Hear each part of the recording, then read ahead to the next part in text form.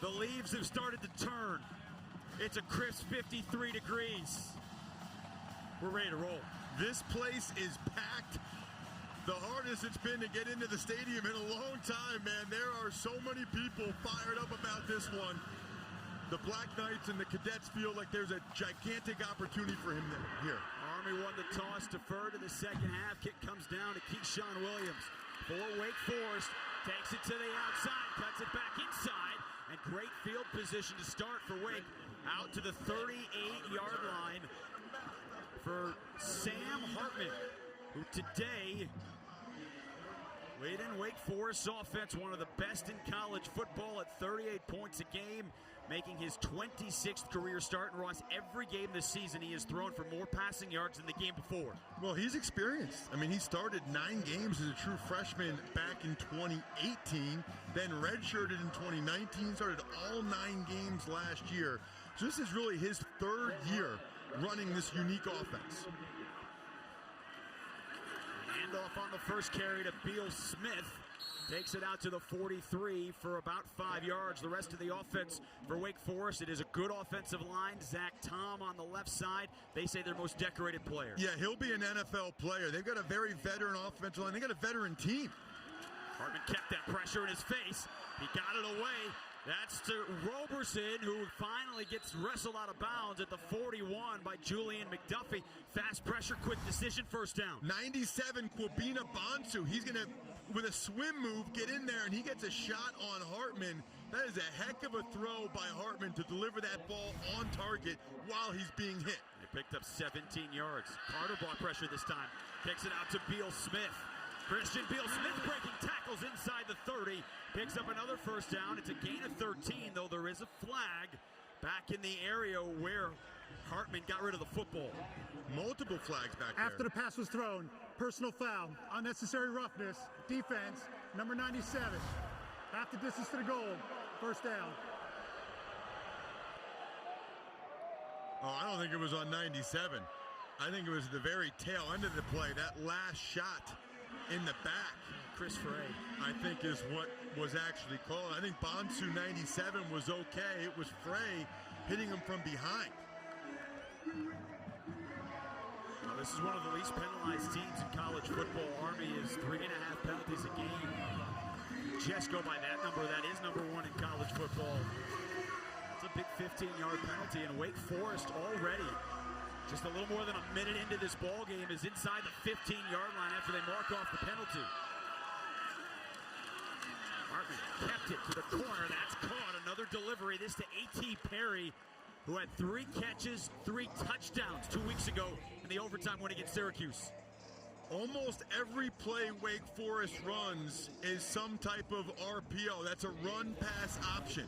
And really a lot of times it's 3 options in 1. Turner gets the handoff and has nowhere to go. Marquell Broughton got into the backfield on Hartman. And so that'll bring up 3rd down and short here for Wake Forest. Kwabena Bonsu just hit Hartman again. Sam Hartman has taken a bunch of vicious shots already early in this game on the first drive, but they keep moving it down the field. It's 3rd and 3. They need to get inside the 5 for this first down. And whistles and flags, and that'll push him back. Carter stepped in the neutral zone. And then Gordon moved. Offside, defense, number 34, jumping in the neutral zone, causing an offensive lineman to react. After the penalty is enforced, it will result in a first down. That's a huge penalty. Yes, several critical errors already for Army on this drive you don't see very often. Right side of your screen, you might see Carter step in, and then the right tackle moves. Now, Sam Hartman is out at wide receiver, wide left. They've got Turner in as the Wildcat quarterback here. They ran this a couple of weeks ago through a touchdown pass to a tight end. Turner, the direct snap, he's running it himself. The transfer from Michigan is stacked up at the line.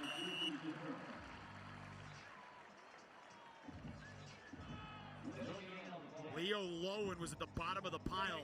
Converted safety to linebacker, making his first start today. This is where some of those run-pass options for Dave Clawson's team are so tough. They're so patient with the run game. The offensive line doesn't even fire off on some of these, so the linebackers aren't really sure whether to come downhill or to be in coverage. Hartman back in his normal spot, out of the gun.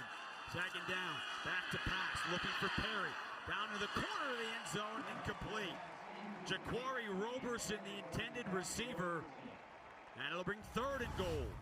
Really good coverage. You'll see Hartman had plenty of time to be able to see who he wanted to throw the ball to. Roberson was covered very well. And then Perry on the other side, covered by Jabari Moore. He might have been open early, but Hartman didn't see it. Perry's a 6'5" receiver, too. So that adds to that in this part of the field. Yeah, he's at the bottom of the screen. Man-to-man coverage on the 6'5" touchdown maker. Jabari Moore, the cover corner. And movement again. Turner gets the handoff, breaks the tackle. Wake Forest on the board first. Christian Turner caps off a 62-yard drive and an early score for the Demon Deacons. Wow, you don't often see an opposing team run the ball right down their throat. Watch Nagasamnaya right here, the right guard. He has a good one-on-one block. Lowen gets blocked by the left guard, McGinn. And I think Army was expecting pass there. Army was not physical. They were soft at the point of attack. I don't think they thought Wake was going to throw it there. Nick Skiba has never missed an extra point and still has it. One of the best kickers. There is a flag on the extra point.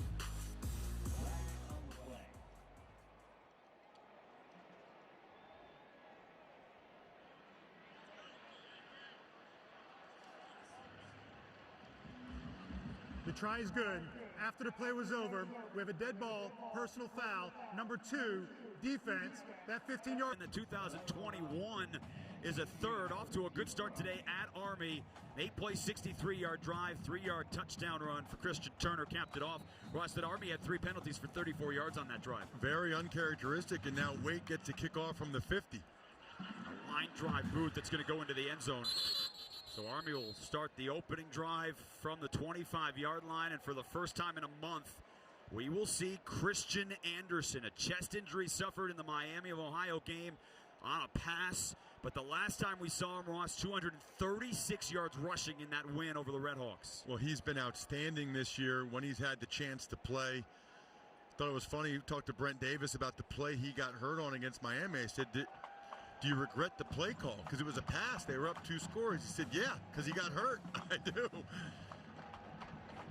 Well, an offense last week at Wisconsin that really struggled in the first half without him. Yeah, and the coaches won't say this. I will, having watched the last 2 games. I really believe Army would have won those last 2 games against Ball State and Wisconsin if Anderson had played. He's got a man in his face, gets away from Fox. Looking downfield on the opening play. He's got Walters. So they go right to the pass on the first play, and they're inside the Wake 40 down to the 36. And the personal flag. foul, roughing the passer, defense, number 6. That 15-yard penalty will be added on to the end of the run. First down. 39 yards on the connection, tack on a 15-yard penalty as well. How about the speed from Anderson to be able to avoid Miles Fox? Look at him. I mean, just barely didn't get him, and then Jasir Taylor hits Anderson. I mean, this is a guy coming off of missing 2 games on a hit that looked very similar to that.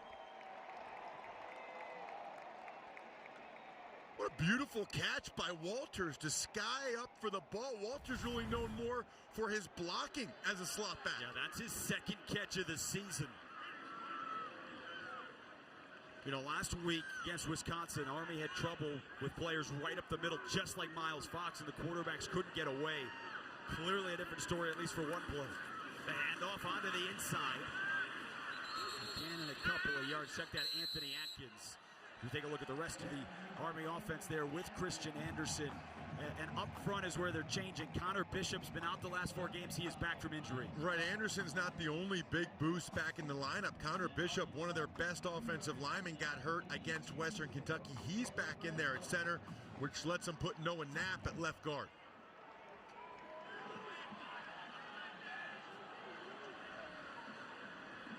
2nd and 8 in the red zone. Robinson in motion. Atkins again tries the middle.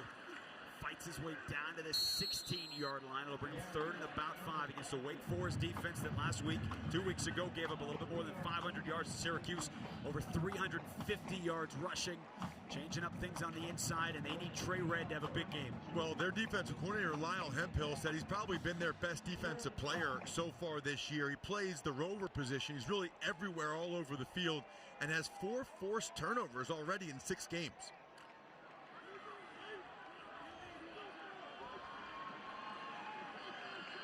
Third and 5 for Army on a drive that got going with a 39-yard pass. Anderson pitches it outside. Gets away on the corner, and Brandon Walters has the first down. Luke Masterson escorted him out, but it's 1st and goal for Army. Terrific job by Anderson. Watching it by Christian Anderson, not as good of a job by Nick Anderson, the safety. That's his play. He's got the pitch, man. Credit Walters. That little move right there. That little okey-doke was just enough to get Anderson to miss. Walters, known for his blocking, has already made 2 huge plays with the ball in his hands. He's split out to the far side with Cole Catterbone, a 2nd wide receiver. Atkins lowers his head right into that defense. You know, there was a lot of conversation last week, too, Ross, in the loss to Wisconsin because the dive just wasn't working, but it is such an integral part of this offense that they're going to keep going with it as long as they can. Well, and Wisconsin has one of the best run defenses in the NFL, in college football. Wake Forest does not, and Brent Davis knows that. Wake Forest has struggled in run defense, and he's going to test the middle of that interior defensive line and see if they're up to the challenge of stopping the fullback. Extra offensive lineman in here for Army to the right side. Robinson, the motion man, gets the pitch. Can he get the corner? And he spins right into a huge tackle. Nick Anderson, the former walk-on at safety, made a huge hit, and it's 3rd and goal. Yeah, as soon as they see that quick pitch, they were all over it. Terrific job by Anderson. Pretty clear already that Anderson, you mentioned it, the former walk-on. Watch Anderson run the alley here. You'll see from the right side of your screen, 45 will come flying in right there. Boom, that's his job. Either way, he's going to be all over the pitch, man. He's 1 for 2. He missed Walters. He got Robinson. And remember with Army, when they get this close, depending on what they get here, possibility of 4-down territory.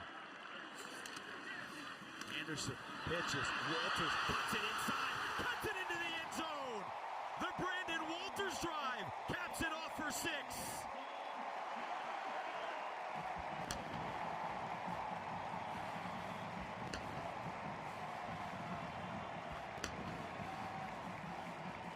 And that was a new wrinkle.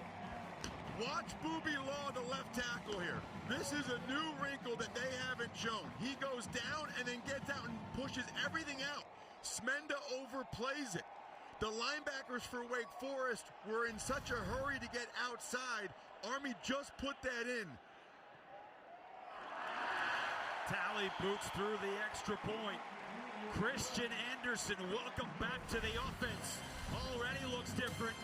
And what is a tie ball game in front of a sold-out Mikey Stadium. Looks like we're in for a good one. Brandon Walters, the senior from Bolingbrook, Illinois, with his first career touchdown run on 6 yards out on a drive that he got him into scoring territory in a 39-yard reception. Ross, take a look at that last play. Yeah, I just want you to watch the fullback, Cade Barnard, and the linebacker to that side, Smenda. Barnard's going to go wide. Smenda follows him. His key is the fullback. So everything's going to go wide because of it, which is why Walters cut it right back, right in there. Because all the Wake Forest defenders are keying the fullback. Usually the fullback tells you where the ball's going to go. It was a false key by Barnard, and it was awesome for Army. More yards on that drive than all the first half last week against Wisconsin. Tally. Fair catch was called for and then taken on a bounce. You cannot let that bounce. When you call for the fair catch, you have to grab the ball. So Jasir Taylor will not be allowed to bring that out to the 25-yard line. That is going to be down at the 3. Ruling on the field, is that the receiver gave a fair catch signal. However, the ball hit the ground before being caught. The ball becomes dead where the ball was possessed. First down. So if he lets that go into the end zone, it comes out to the 25-yard line. But because he grabbed it at the 3 after it hits the ground, that's Wake Forest ball right there. Well, and we don't know if I probably would have gone in the end zone. You're right. That's a mental error right there. And anytime you're a returner, he should know that. They're talking about it with him right there. I mean, that is a 22-yard mental mistake. Now remember, that rule was put in place a few years ago. You can call the fair catch from anywhere, bring it out to the 25, but you have to catch it. So on first down, the handoff to Christian Beal-Smith, and he's gobbled up.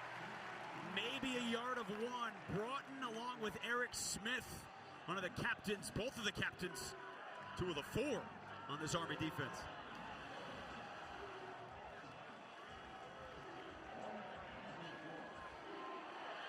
Hartman was 3 of 4 on the opening drive. There's that slow wait. There's that deep shot. A.T. Perry behind the defense. And just like that, he beat McDuffie. That's a pickup of 50. And this is what Wake does. Watch how long Hartman puts it in the belly of the running back. 1, 2, almost a full 2 seconds before throwing it deep. This time the extra second for maybe 3.5. For an Army defense that comes into this ball game 4th in the country, stopping the run. Pass. Western Kentucky game gave them problems. Andre Carter got to have a big game, the nation's leader in sacks. On second down, Hartman back to the air. It's incomplete. Donald Stewart, the intended receiver, 3rd down. Andre Carter's going to have to apply a lot of pressure. The thing is with this Wake Forest long ride, delayed mesh point, whatever you want to call it, it's hard to transition from playing run defense to pass defense. One of the toughest transitions out there.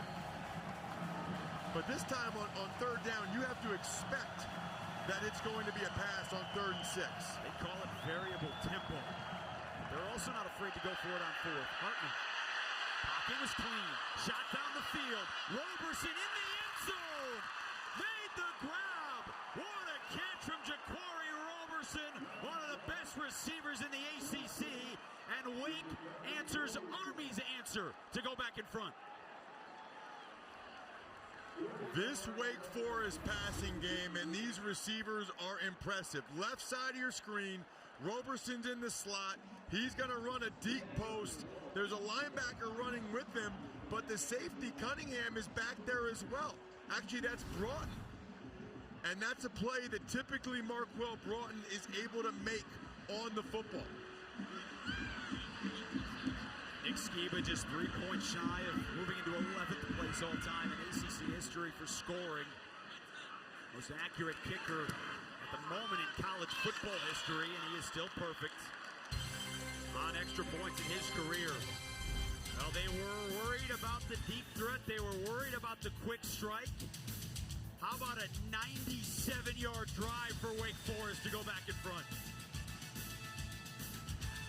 One caught one for 50 on the last drive, and then a 41-yard touchdown from Sam Hartman to Jaquarii Roberson, Ross, that he beat 2 defenders. Yeah, this is crazy. Watch Leo Lowen, the linebacker, and Marquell Broughton, the safety. They're covering Jaquarii Roberson, bracketing him. He just runs a post right down between them. 3rd and 6, he's the slot guy. They're bracketing him. He's double covered and he runs right past him. They were worried about an in-breaking or out-breaking route at the sticks for the first down. I think Roberson said, I'm just going to go. I mean, can you imagine that's this guy you choose to double team and he beat you over the top like that for a touchdown? That is brutal. Fair catch called for into the end zone and out to the 25-yard line. Armed Forces football is proudly supported by Cooper Tire. Well, so now what's the answer again for Army? After Wake Forest scored on the opening drive, Ross, Army came out throwing the football. They didn't throw it once in the first half last week. Well, what's interesting, there's a couple things there, right? First, they got Christian Anderson back, who's one of the best option quarterbacks I've seen in a long time. I mean, the defensive coordinator for Wake Forest, Lyle Hemphill, said he is a difference maker if he plays. Obviously he is. He said he's one of the best option quarterbacks he's seen in the last decade. And they play Georgia Tech a lot. Anderson did give it to Atkins. Stopped right at the line of scrimmage. Miles Fox split between the gaps, and he's already making his presence felt. Yeah, they are shooting the gaps right. Watch this. A gap. This is a pinch. He's going to pinch between the two. Look at that quickness. I mean, that is quickness right there that Army is clearly not ready for. Sometimes you play against these Power 5 teams. They've got some defensive linemen that are just different. And for Fox to be that athletic, that quick at that size, he ate up Army's O-line there. 25-year-old, 7th year of college football, graduated from Old Dominion. 3rd year at Wake.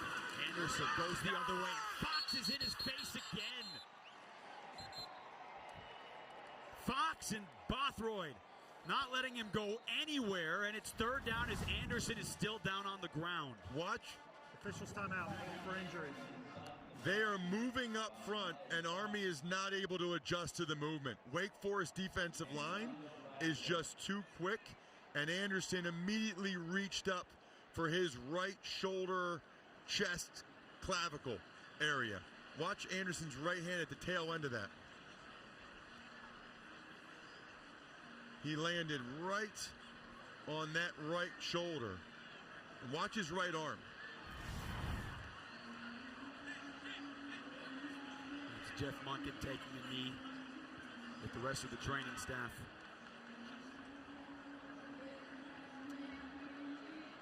Of course, it was the Miami of Ohio game. And Garnes is hurt for Wake Forest as well. Jalen Garnes. You know, Christian Anderson, talking with the coaches yesterday, worked so hard to get back from that injury. Originally, they didn't know if they'd have him today. They thought they'd probably get him back after the bye next week. But he kept working and telling the coaches, I'm getting better, I'm going to be ready. And took a lot of reps this week and felt ready to go. Well, he did, but they also said they did not take much contact this week to get ready.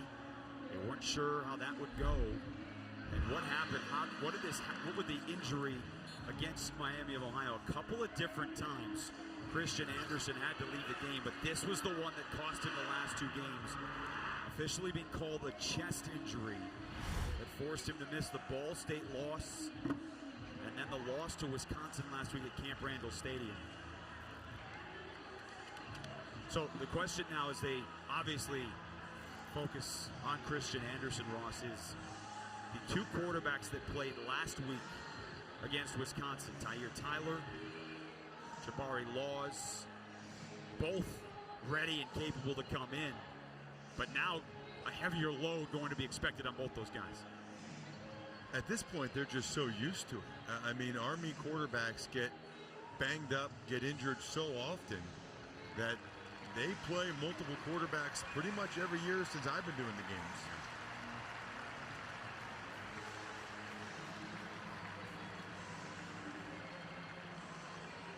Anderson is walking off under his own power. We'll have more with Tina as soon as she gets some information. Probably goes without saying, but that would be a gigantic loss. And as you watch him move right there, his right arm is not swinging like his left arm. Yeah, the right arm is just standing right there. And Jabari Law is going to come in because he's the better passer of the 2 with he and Tyler. You see his stats last week against Wisconsin. Including a long touchdown or a long pass to get him into touchdown range late in the 4th to A.J. Howard. And he's out of the shotgun on 3rd and 14. They swing it out to the far side to Robinson. He's the playmaker, but just nowhere to go. Nick Anderson stayed home, maybe a couple of yards. And so Army will have to punt here, down 14-7. Conservative pass. They're just watch Smenda and Anderson fly out there. They're going to fly out there as soon as it. Nice job by Anderson. He's there. Here comes Smenda. I think we already knew this, but Wake Forest has a really good team. I am so impressed. So many juniors and seniors, 22, 23, 24-year-olds. Harding boots it into the wind. Fair catch called for him. Gonna let that go. Nobody touched it. So that'll go all the way to the 46-yard line. Only a 31-yard punt. Wake Forest trying to go Week 7 action. You're ready for all the games with the Chiefs and Titans. They'll make their predictions. It's that other pregame show tomorrow morning, 8 Eastern on CBS Sports Network. So not only was Christian Anderson hurt on that last play, Jalen Garnes, hybrid linebacker safety spot, plays that rover spot behind Trey Red. He was also helped off the field. Shoe is off, and he was taken back to the locker room. And Wake Forest has excellent field position to start this drive. They desperately need to get a stop through the Army Black Knights. Well, this game could get away from them, quite frankly. Hartman back to the air. Back to Roberson, who had the last touchdown. That's a wonderful tackle. Jaquarii Moore in open space against one of the best receivers in the conference, the loss of one. And that's a good start right there. Jaquarii Moore, it'll be the left side of your screen. It's just a quick look pass by Hartman. Good job playing that inside out. He swung it out to Beal-Smith, who broke the first tackle, but then could not get away from Broughton flying in. Eric Smith was the first one to stop the play, but Broughton cleaned it up, and it's 3rd and 13. Well, this is a huge opportunity now for Army. They have got to get some pressure. And the guy that needs to get it is going to be at the bottom of the screen, Andre Carter. That's the matchup. Has to go inside, still after Hartman. He got one away. Hartman on the move, looking downfield, trying to get the corner. And he's not going to have the first down. He's short by about a yard.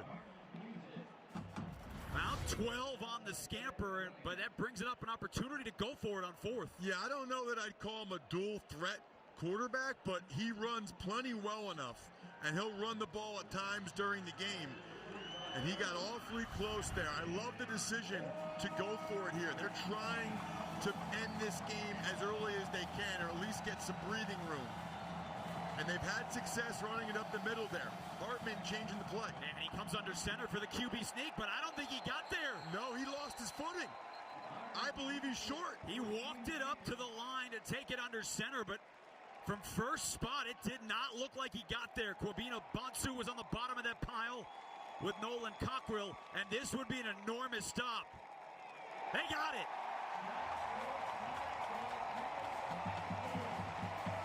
You know, that reminded me of Monday night. Josh Allen for the Buffalo Bills slipped on a court. Tell me he doesn't lose his footing here. I think he gets hit behind. I don't think he lost his footing, Ron. You know what? I thought he lost his footing, but he just got stuffed at the line. Watch McGinn, 79-11. That was the soft spot. That was the right part to go.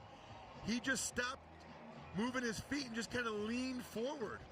What a stop by the Black Knights defense exactly when they had to have it.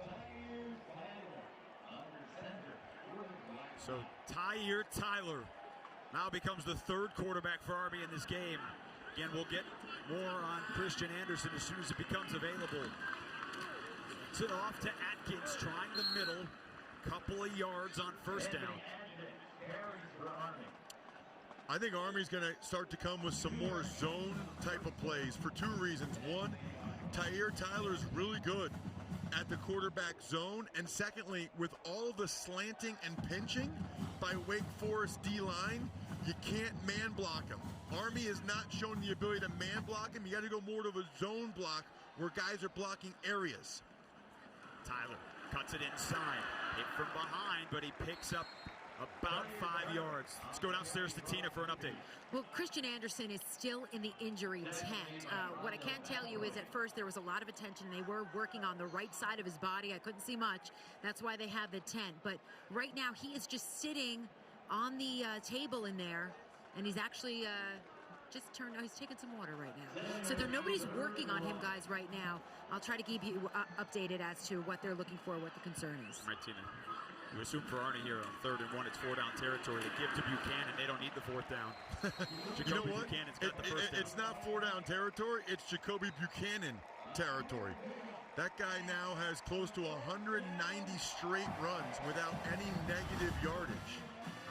And now Tyre Tyler's hobbling up. I think he got stepped on. Yeah, he's having a hard time putting pressure on his right foot. You have got to be kidding me. Now Tyler's hurt and Jaquarii Laws comes in. Remember, Jamel Jones, their fourth quarterback, has gotten playing time over the last couple years as well and done some good things. But he didn't make the trip to Wisconsin last week because of an injury. Laws throwing, and it's caught. Isaiah Alston wrestled down by Wake Forest secondary. Kalen Carson making the stop. Pickup of 7 yards. This is the last play where Tyler gets hurt. It's tough to really see what happened there. There was certainly an offensive lineman that kind of rolled up on him. But I didn't see anything that looked that bad to me on Tyler's lower legs. Laws was really known for his speed a couple years ago when he suffered his first torn ACL. And another one in camp leading into the 2020 season. On second down, the give to Atkins. Right through the middle, Suleiman Kamara got on his back. He picked up 3, so it'll be 3rd and 1 for Army at the Wake Forest 35. Demon Deacons scored on their first 2 drives. Army had a touchdown in between those. Got a 4th down stop to get the ball back right around the 45, which is where this drive began. Christian Anderson started today for Jeff Monken. Left the game with an injury. Remember, it's his first game back since injuring his chest back on September 25th. And that might have been the best push by the right side of the offensive line all day. Cade Barnard's in. He's usually more of the blocking back. Buchanan's usually the short yardage back. It's 3rd and 1. They try to get to the edge with Laws, and he can't get there. He did not get the first down. Kamara again on the stop. He's one of the backups to Miles Fox. And they are facing 4th and 1 and a decision. Oh, there's not a decision. They're going to go, and my guess is Jacoby Buchanan will probably come out there. We got a couple of things. There's a man down for Wake Forest, which will stop the clock at 4 seconds. Army was probably going to take that to the end of the quarter anyway.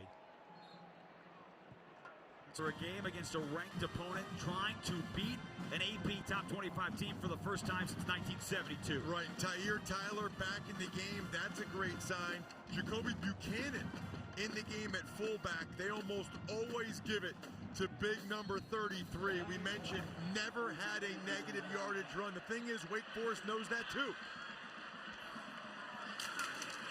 Handoff is to Buchanan over the left side, and they convert the 4th down. Jasir Taylor with the tackle. It's just a fullback belly. Terrific blocking by Cade Barnard and Catterbone. You know, he ended up taking that outside of the wing back. You think he's running the ball up the middle? They caved in the whole left side. Buchanan's so good at just sliding that out. Look at that stat, 196 straight. Tyler tries to get to the edge to Robinson. Got a cut block on the outside. And Robinson hit from behind. Luke Masterson making the stop at the 26-yard line. So 7 on the run for Tyrell Robinson, who hasn't really been able to break free the last couple weeks. Watch Brandon Walters, number 11. Right side of your screen. He's going to get the key block. You'll see a guy go down on the ground. That's because Walters just cut him down. And Robinson able to get good positive yardage off of that. Tyrell Robinson over 9 yards a carry, which leads all FBS players with at least 25 attempts. Tyler kept it himself, cuts it back into the red zone. Tyler down to the 12-yard line. It's 1st and 10, Army on the move. All right, watch this. You're going to see Atkins go this way and then Tyler back the other way. Atkins that way, Tyler kicks it out. That is really well done. Atkins had the great block. Tyler carried it last week 24 times. Against Ball State a couple weeks ago, 17 against Wisconsin. Keeps it again, spins away from one defender, hit from behind, Jashin Davis. They're excited about that freshman from Snellville, Georgia on the tackle, getting the start today. Think he could be pretty special. 2nd down, Army. Well, I think Tyir Tyler is pretty special when he's running the football. Nice job by Davis. But Army's got something cooking on this drive. You know, the interesting thing, talking with the Wake Forest defensive coaches, is that they don't see a ton of triple option anymore from Army. It's a lot of fullback dive, quarterback foul, and they got a new fullback in the game in Tyson Riley. Been bothered by an ankle injury. Gets the handoff as well. And he scatters his way close to the first down marker. Ryan Smenda saved a touchdown. That was very well blocked. And you'll see Riley, he's got a little bit more athleticism than the other fullbacks. Almost kept his feet to get in the end zone there. Third and very short.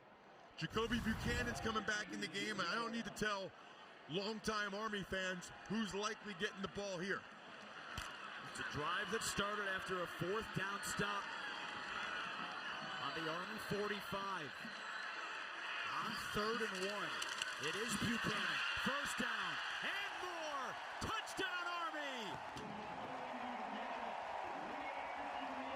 His 5th touchdown of the season. Buchanan's fired. Army with that point. I was waiting to see if you'd say it or not. Fire those Buchanans. Jaquarii is in the end zone. What an impressive answer drive by Army. You get the stop on 4th down. You march it all the way down the field. Here comes the fullback belly. Right up the middle.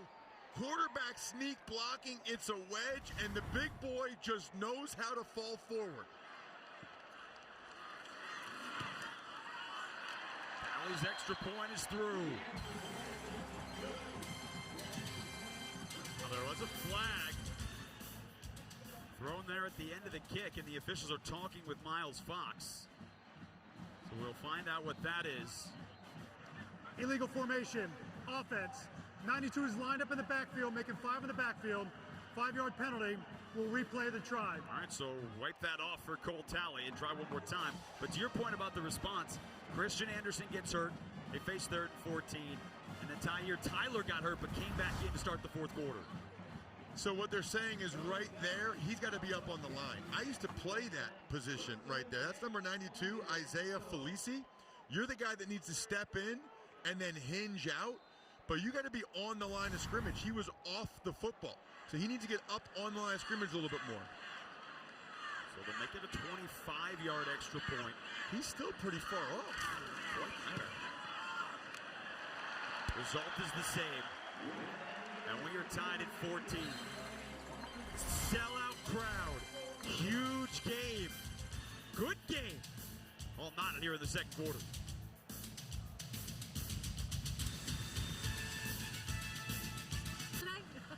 Not even a close, not even a chance. There's one team I need and want to win this game, and I think we're going to make it happen. Mike, thank you so much for joining us. Thank you, Tina. All right, Tina, thank you very much. On the kickoff, it is Keyshawn Williams, takes it out to the 27-yard line. Mike Buddy, not just a good pitcher at Wake Forest back in the day. Mike Buddy made it all the way to Major League Baseball.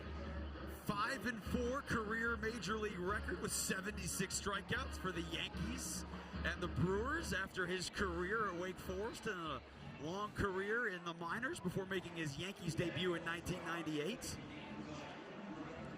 Gotten to know him a little bit over the last few years. He is an awesome guy and outstanding. I mean, for them to get the schedule they got last year with all the COVID cancellations was extremely impressive. Hartman holds it for a long time, and that's dropped. The sure-handed A.T. Perry was wide open, and he knows it. I always think it's a little funny when the guy taps on his chest after he drops the ball saying, "My fault." Like, yeah, man, we're all watching.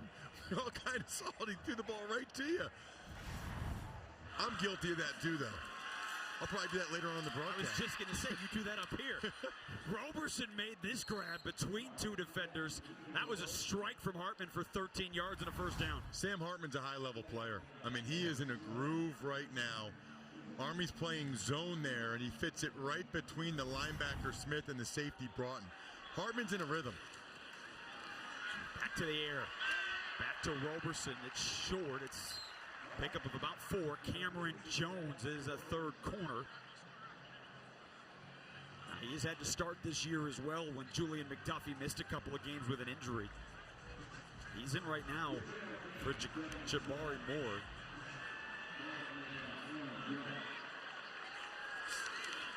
Hartman on 2nd down. There's that long mesh point. Gives him more time. And it's wide open.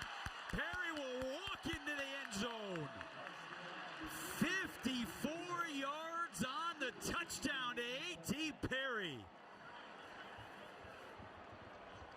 So I am shocked right now by some of the mistakes that Army's making on defense and some of the coverages they're playing. I mean, it appeared right there. They've got a man-to-man corner. Cunningham's going to come up and play the run. So you've got man-to-man on the deep end. Cameron Jones against A.T. Perry. I mean, that's just not going to work. A.T. Perry's one of the best receivers in the country. Perry's 5th straight game with a touchdown.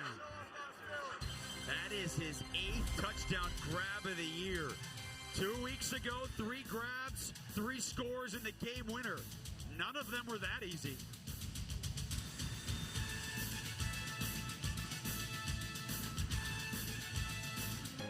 For 3 generations, Sargento has stood for real, natural cheese. Because when you make it real, you discover the power. Watch the safety of that side. Cedric Cunningham's going to come up in a run responsibility because of where that they do with the ride. And then behind them, it's just man-to-man coverage. Cameron Jones is trying to cover A.T. Perry. But that's all Sam Hartman right there. Hartman is reading the safety. When he saw the safety Cunningham come in the box, he pulled the ball, knew he had man-to-man coverage. That is too easy for Wake Forest. Perry has his 3rd 100-yard game of the season. Tyrell Robinson definitely gave the fair catch signal. So they gave a fair catch signal. By rule, the ball be placed at the 25-yard line. All right, so that's where they'll take it. Let's go downstairs to Tina. Well, Christian Anderson is out of the injury tent. As he walked by me, I asked him, I said, Christian, are you going back into the game? And he shook his head. No. He's on the sideline right now, just kind of spending time by himself. I'll try to get more information, official information from Army on the severity of his injury, All right, Tina, thank you very much. It's certainly disappointing because he ran for 236 in that Miami game, career high. He is the best thrower on this team. Their quarterback, who has started since week 2 when Tyler got hurt after starting the opener, but it is a game that they still feel they can win. Tyler, Laws, they'll be the quarterbacks the rest of the way. And there's a flag flies. Yeah, I think it might delay a game. Well, they had 2 guys go in motion at the same time. Prior to the play clock expiring, timeout. Army, their first timeout of the half. And that's tough on an opening play of a drive. 30 seconds, Timeout Army was 16th ranked. Wake Forest has the lead on Army. 10:48 to go in the second quarter. Wake has had quick strike offense all afternoon. Laws came in the game out of the timeout. He had Robinson open, and a phenomenal knockaway for Wake Forest. Chase Jones, one of the backup linebackers. This is incredible. He's all the way over here, but he's got Robinson man-to-man. Watch him get back and get in on this play. I mean, this is ACC athleticism right here. Oh, that's my guy, man-to-man. That is so good. I mean, that was well designed by Brent Davis. And if Chase Jones isn't all over that, that's an easy touchdown for the Black Knights. What a play. On the other side, Jaquarii Laws is going to say if he just throws it a little bit farther. They come to misdirection with Rican Donaldson. He's got blockers in front and a great tackle. Hunted down. Isaiah Wingfield, backup cornerback, made a great stop after 9. Oh, man, they had so much room out there. They'll come around this way. Wingfield making this tackle. Wait till just roll it, guys, and just watch how much room there's nobody out there. Nobody out there. Wingfield comes all the way from the other side to make the play. Wow. But they did get it within a yard, and Jacoby Buchanan is checked into the game. And, of course, he gets the handoff. And he's stacked up, but the mark is across the 35. Remember, the drive started after a touchback, so that'll be a first down for Army. And, by the way, I bet you Army comes back to that play where they threw it to Robinson, because if Chase Jones doesn't make that play, that's a touchdown. Really, if Laws had waited a little bit to throw it, put a little more air under it, it might have been a touchdown. Brent Davis is having a good game. Really, so far, the Army offensive coordinator is having a better day than the Army defensive coordinator. Credit Wake Forest's offense. It's so well designed. Tyler's back in. They're switching quarterbacks within series, just like they did against Wisconsin. You expect to see that all day. now that Anderson is out. Gets it down to the edge. Got the pitch out there. That is Tyrell Robinson, and another nice tackle on the edge. Trey Red got him around the ankles. Robinson picked up 6. That's another one where if Red doesn't make that tackle in space, Robinson might go a long way. We've seen some impressive tackles in the open grass from some of these Wake Forest defenders. Army is close to breaking one of these. That was what they felt last week. They knew they had pressure up the middle if they could just get it to the outside, which is clearly what they're attempting to do again here against Wake.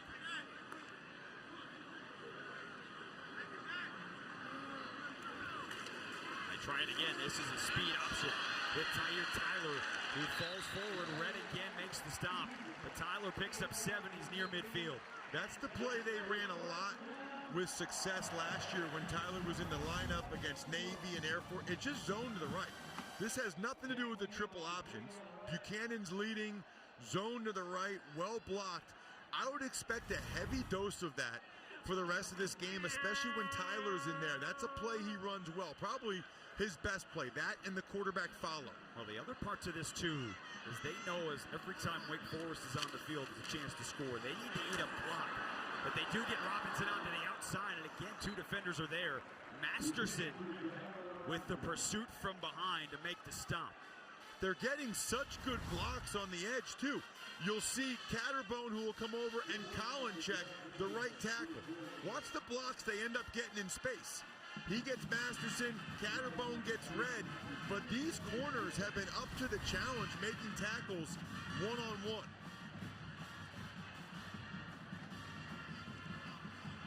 Looks like Wake Forest is in zone here. Ross, they've got 9 in the box. They're not worried about the pass at all. It is the inside read, and A.J. Howard is again close to the marker. He gets 5, so it'll bring up 3rd and about 1 for Army with 7:15 to go in the second quarter with Wake up a touchdown. You know, I don't think they'll do it. I think they'll probably bring in Jaquarii Buchanan and run the ball because they don't want to take that chance. But if you wanted to, look, is it Atkins coming in? If you wanted to, this would be a heck of a down for a play-action pass if you've got the faith that Buchanan would convert on 4th. Well, they have Atkins. It's not Buchanan. Give it to him anyway, and the hole opened up. That's a first down. Right into the open arms of Masterson, but he picks up 3.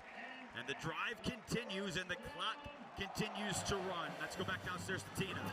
Well, I'm on the Wake Forest sideline, and Chalon Garnes is now back on the field and in crutches, and his right foot is wrapped up in a walking boot. He did have x-rays on his right ankle. Earlier it was questionable to return, but now he's officially out. Tyler Williams for Wake Forest. He also had an x-ray on his left ankle. He's back on the field testing that right now, guys. All right, thanks, Tina. Tyler Williams, one of their backup defensive linemen. Laws takes the snap and the pitch to the outside, and so impressive.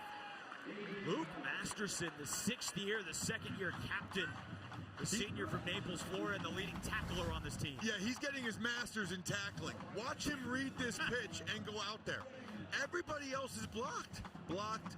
He undercuts it, makes the tackle. I can't believe how good Wake Forest is at tackling in the open field. I mean, they have saved the day a number of times. 5 tackles for Masterson, 4 of them on this drive. Laws, nowhere to go this time. Montel Bothroyd, coming off a career-high 7 tackles against Syracuse 2 weeks ago in the overtime win at the Carrier Dome, and it'll be 3rd and long. Yeah, they really feel like he's probably their best D lineman.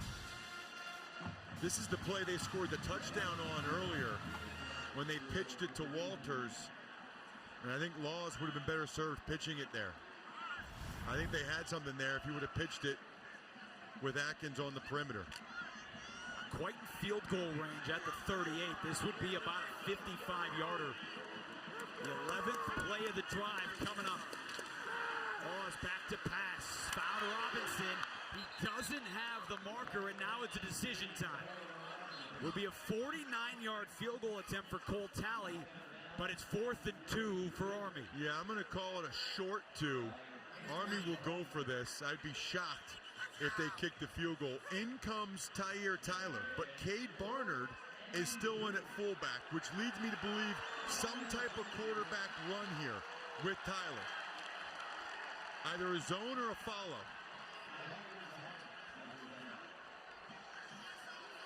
This feels like a huge fourth down. They can't play catch-up all afternoon. Tyler steps back and drilled.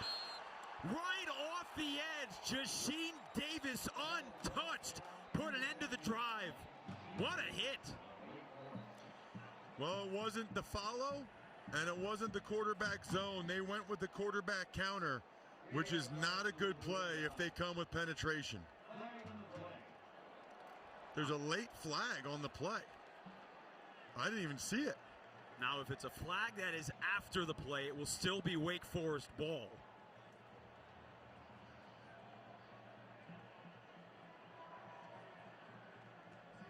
The Army offense is still waiting out on the field to find out the announcement here from Dwayne Haight. There is no foul on the play for too many players on the defense. Turnover on downs. First down, Wake Forest. Timeout. So Army has a fourth down stop. Now Wake Forest has a fourth down stop. Jaquarii Davis plants Tyler. Gets the ball back for Sam Hartman. Said there was no penalty for too many men on the defense. Now they are reviewing this. Now you can review this to find out. Ross, count them up here. It looks like there are 12 men on that side lining up. 1, 2, 3, 4, 5, 6, 7, 8, 9, 10, 11, 12. No, this isn't the Olympics. It's too many guys on the field. 12 guys on the field for Wake Forest, and I think Wake Forest knows it because I'm looking out there and their defensive line, their whole defense is on the field. What a critical After further review, mistake. It was determined there were 12 players on defense on the previous play. It'll be a 5-yard penalty from the previous spot. It'll be first down for Army at the 26-yard line. You know, and that's the rare one too, Ross, where not do you get the 12th man on the field who's running off the field. That was 12 men on there lined up to stop at 4th and 2, and we're coming with 12. Yeah, I'm a little surprised that the officials didn't realize it right away. You know, they usually blow that dead and throw the flag when the snap is imminent.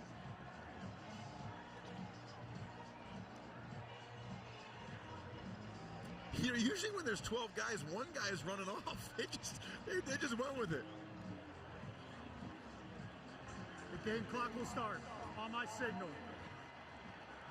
So both teams have made some crucial mistakes here in this game. I bet Dave Clawson can't believe it because they didn't even need the other 11 guys. Jaquarii Green was the only guy they need. Jaquarii Davis, the only guy they needed on that play. Yeah, instead it's first down and a fresh set of downs and a new life here for Army. Tyler bounces off one defender and right into the arms of Masterson and Carson. We'll bring up second down and long. Well, coming up in the halftime report, powered by Ram Trucks, Adam Zucker, Rick Neuheisel, Brian Jones, get you all up to date on the latest scores and news in college football.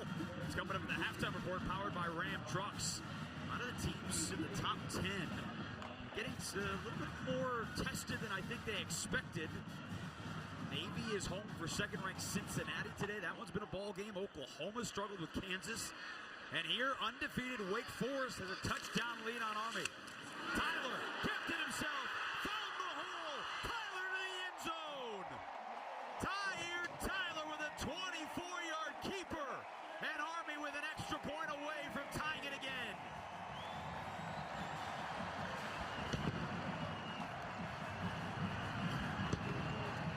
Man, I didn't know the cannon would be firing this much today. I didn't know we'd have this many points. Watch Catterbone 29 right side of your screen. Right there. Catterbone gets the key block on Travion Red. Extremely well blocked. Talley squeaked that one through. Wake Forest was screaming off the edge. They have been treated to a heck of a first half. We're not at 21.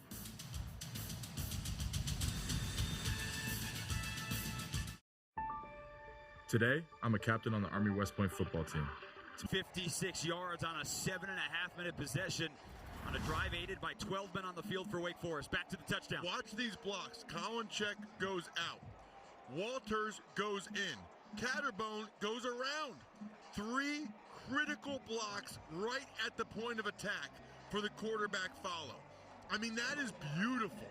When you're doing it in practice during the week, that's what it looks like. When you want to play wingback or even wide receiver for Army, you better be able to make those blocks downfield. That's gorgeous if you like blocking and running the football, and I love both.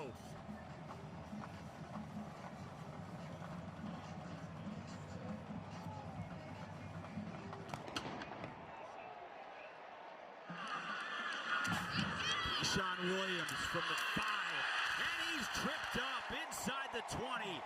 Bo Nicholas Paul making the stop for Army.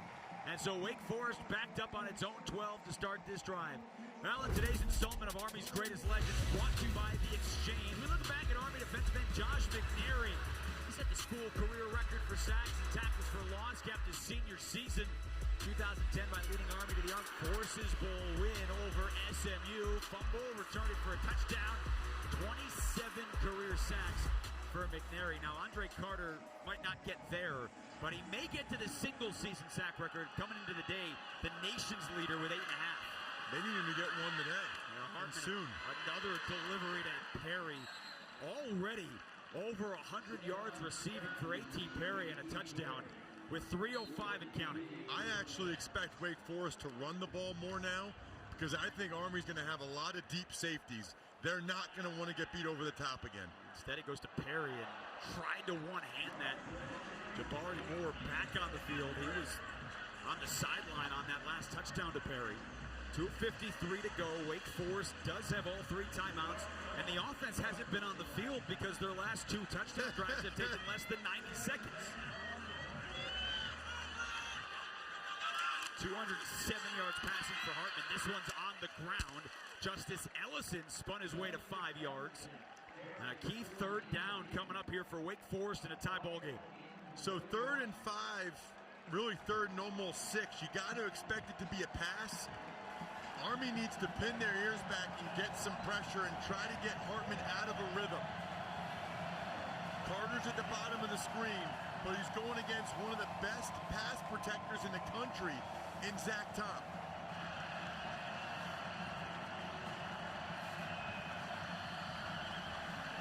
Sellout crowd trying to make it difficult for Sam Hartman in his 26th career start. They bring 5, they double Carter. Hartman off his back foot looking for the tight end and a flag. Wow. Eric Smith was step for step, but his hands were on Brandon Chapman. That was a late flag. And they're going to talk about it.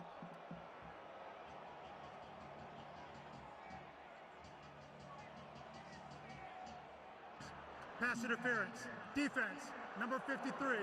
15-yard penalty, automatic. First down. He never let Chapman try to get to the ball. That is a gigantic penalty. Watch the middle of your screen. Eric Smith's running with Chapman, kind of held him right there. And then he's got his head that way. He's got his hands all over. Yeah, I'm okay with that call.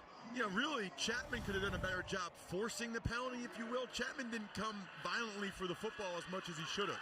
Hartman again pulls off the hands of Perry. That's the second time Perry has missed one on a crosser that was right there for him.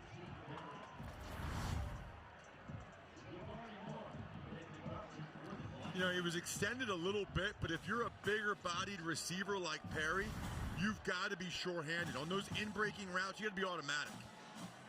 To pass again, the late blitz. Hartman finds Marin, his first catch of the day, and it takes it inside the Army 40 down to the 37. That's a pickup of 18. So 2 things are happening right now. Hartman has all kinds of time, and he's a machine. I mean, I don't think Hartman's had a bad throw yet.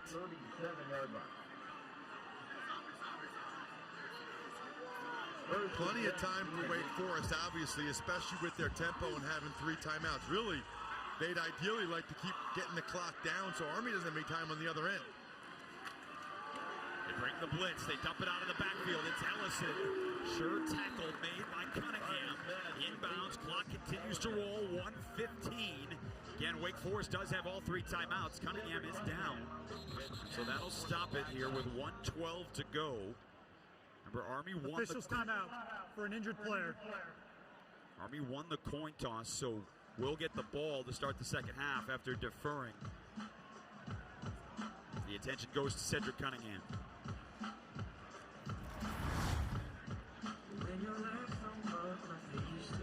Cunningham's going to end up getting in on this tackle, number 22, left side of your screen. Pretty physical collision there, but it's a nice job by Cunningham. Face up, wrapped up with his arms. Tough to see anything there. That's really how they teach you to make those tackles in the open field.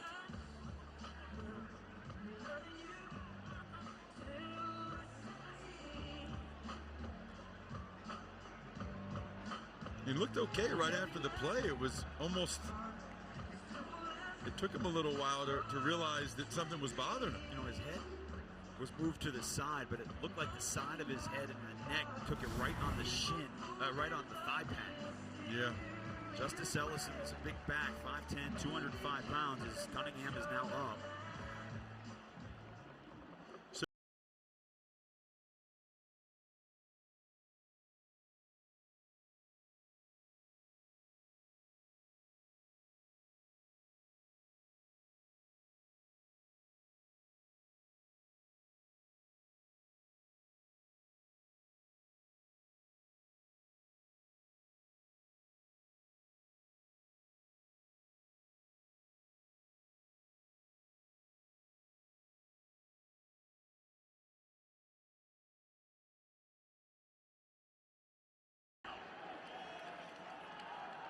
Hartman scans, escapes, goes down. Lowen made sure that was the case.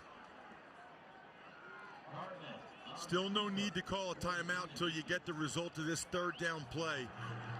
Could easily be 4-down territory here for the Demon Deacons. Safety for Cunningham.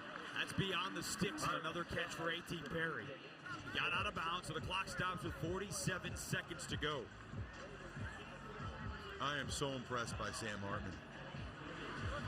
I mean, he is in total control of this offense. Everything he does is in rhythm. I don't know that he's had a bad read yet. Army has to do something to get him out of this rhythm he's in right now. Other late blitz. Out of the backfield. Beal-Smith breaks a tackle, and he's pushed out of bounds inside the 10. Leo Lowen, number 31, that's a critical missed tackle there. We've talked about the great job Wake Forest has done making tackles in the open field. Lowen just missed one there.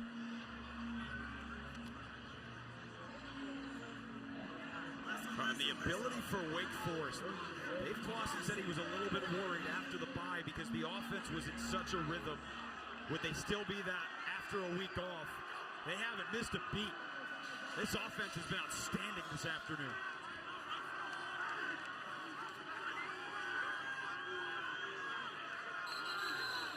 Whistles fly. Whole lot of communication going on down there. People don't realize how much talking is going on before these plays. Illegal snap. Offense. Number 55.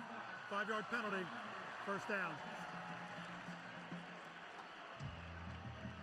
And all that illegal snap means is that he didn't really snap. He just kind of flinched. They could easily call it a false start as well on Michael Juergens. And really, Jason, most teams like Army would consider calling a timeout if they get a stop here. But Army doesn't really have the type of offense to think that they would get points on the other side. Cunningham's back in. A long mesh. Beal-Smith the handoff. Touchdown Wake Forest. Christian Beal-Smith takes it in from 13 yards out. And the fourth touchdown drive of the opening half for the Demon Deacons.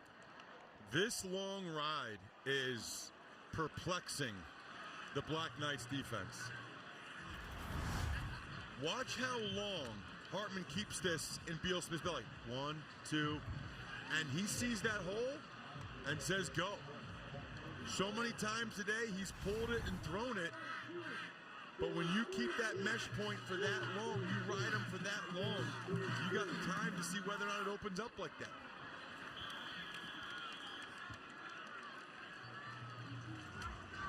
I was fascinated watching it on tape this week.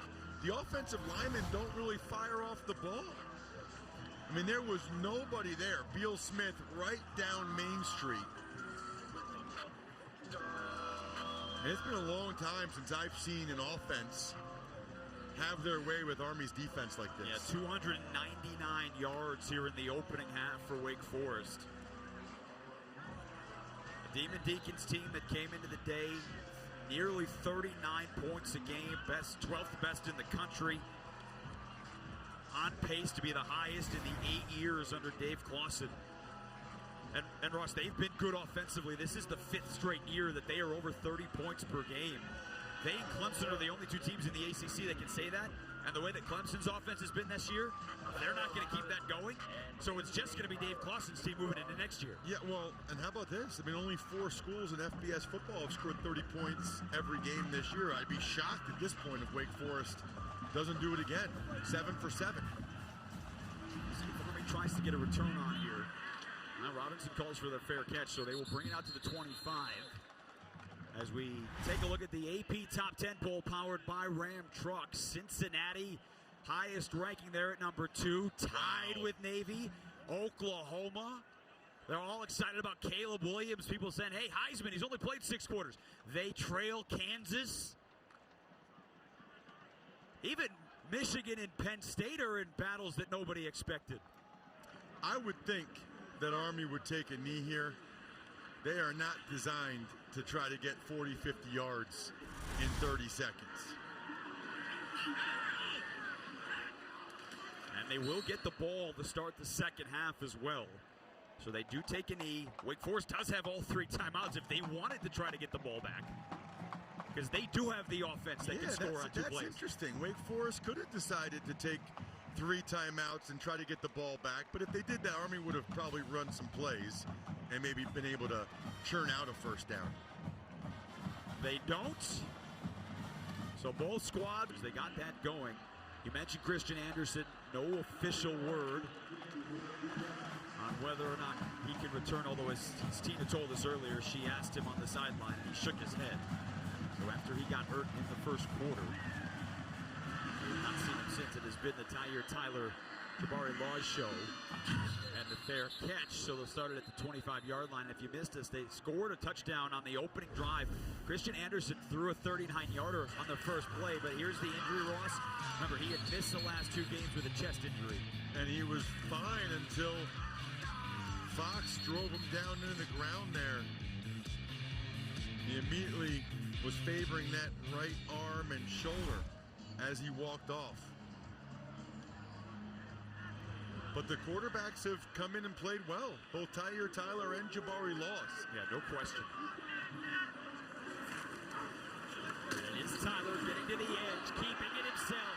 And a 24-yard touchdown run in the opening half. And how about starting with 22 yards on the first carry in the 3rd quarter? I told you they were going to run this play more. It's quarterback zone. Watch Cade Barnard, the fullback. He's their best guy without the ball. Watch 40 come through. Boom, you're going down 12. And then Tyler has all kinds of room. These fullbacks, especially Barnard, so good when they're blocking. It's almost a tell. They never give the ball to Barnard. When he's in, he's usually lead blocking. Yeah, he only has 16 carries on the season. Compare that to Buchanan with 64. They pitch it to the outside. Got it to Walters. He got a great block for Robinson. Walters cuts it back in down inside the 30-yard line. 24 on the 1 from Brandon Walters and 2 quick plays, and Army's in possession inside the 30. What a block by Tyrell Robinson, 21. Watch the block by 21. Now let's see if Walters stayed in. Tyrell Robinson got 2 guys to go down. No, he stayed in. Good job by Walters. Robinson's block, he got 2, and then Walters got a bunch here. How about the first 2 plays here of the second half for the Black Knights? Walters has carried it 3 times in this ballgame. He had 7 all season long coming in. This time it's the fullback right through the middle. Deacons a couple of yards. Those first half possessions for Army were very successful, Ross. 3 touchdowns. The end of the half doesn't count. They took a knee. But Jeff Monken will take 3 long touchdown drives out of 4 any game. Right, and the only time they didn't get a touchdown was the drive when Anderson got hurt. Other than that, they have really moved the football against a Wake Forest run defense that's struggling.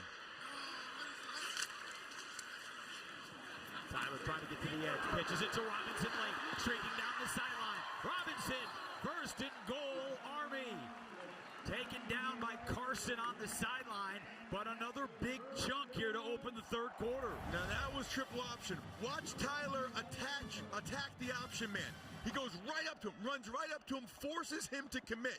He made 17 Travion Red commit. There's no point in running the option unless the quarterback forces the guy you're optioning off of to commit to him. You must attack the guy you're trying to option. That was perfect. Opening drive of the third quarter, set up first and goal. Inside give to Robinson, trying to sneak his way through. He's short. Down at the 1, Tyrell Robinson, second and goal on the doorstep for Army. This is that little inside trap play they like to run sometimes. It's almost a counter. Robinson did a nice job following the blocks behind Booby Law on the backside. It is second and very short. Typically Jaquarii Buchanan time, or every once in a while they'll run a quarterback sneak when the fullback's really tight. Buchanan gets the ball into the pile. No signal yet. Touchdown, Army! Should we fire him? Should we do it? You can do it. Fire those Buchanans, because Jaquarii Buchanan in the end zone again. What an impressive drive to start this second half for Army. This game is bananas.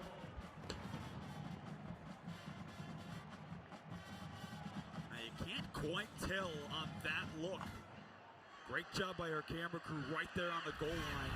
Too many bodies to tell where that ball is. 75-yard drive.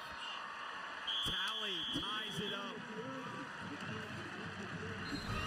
Jeff Monken out of the locker room, fired up for his fullback.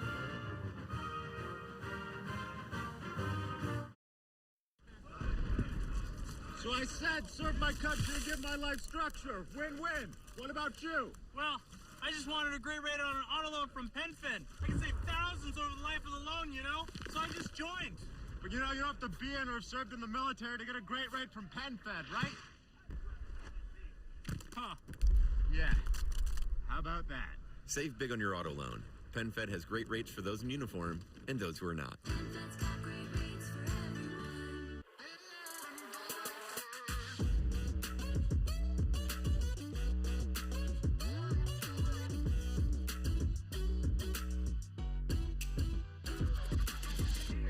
Turn big jobs into big fun. Our Battery AK Homeowner Series starts at just $199.99. Real steel. Find yours at over 10,000 local steel dealers. I like to get up to 30% off my auto insurance with Safe Pilot. Mr. Gronkowski, USAA is for the military community and their families. That's what makes us special. Oh, but I'm special. USAA, only for the military community. The best thing to order is when you are sitting at soccer practice, order it through your phone while you're sitting there, and then you go and pick it up. But you're much more of a planner than me. I am. And that's what I love about you. Yes. You know, I'm not that prepared. It's more seat in my pants. We're kicking off game day with a Twisted Tea drop. We're surprising real Twisted Tea fans who love the smooth and refreshing taste of Twisted Tea Hard Iced Tea. Keep it twisted. Bull Trapper Beefs. Last bag.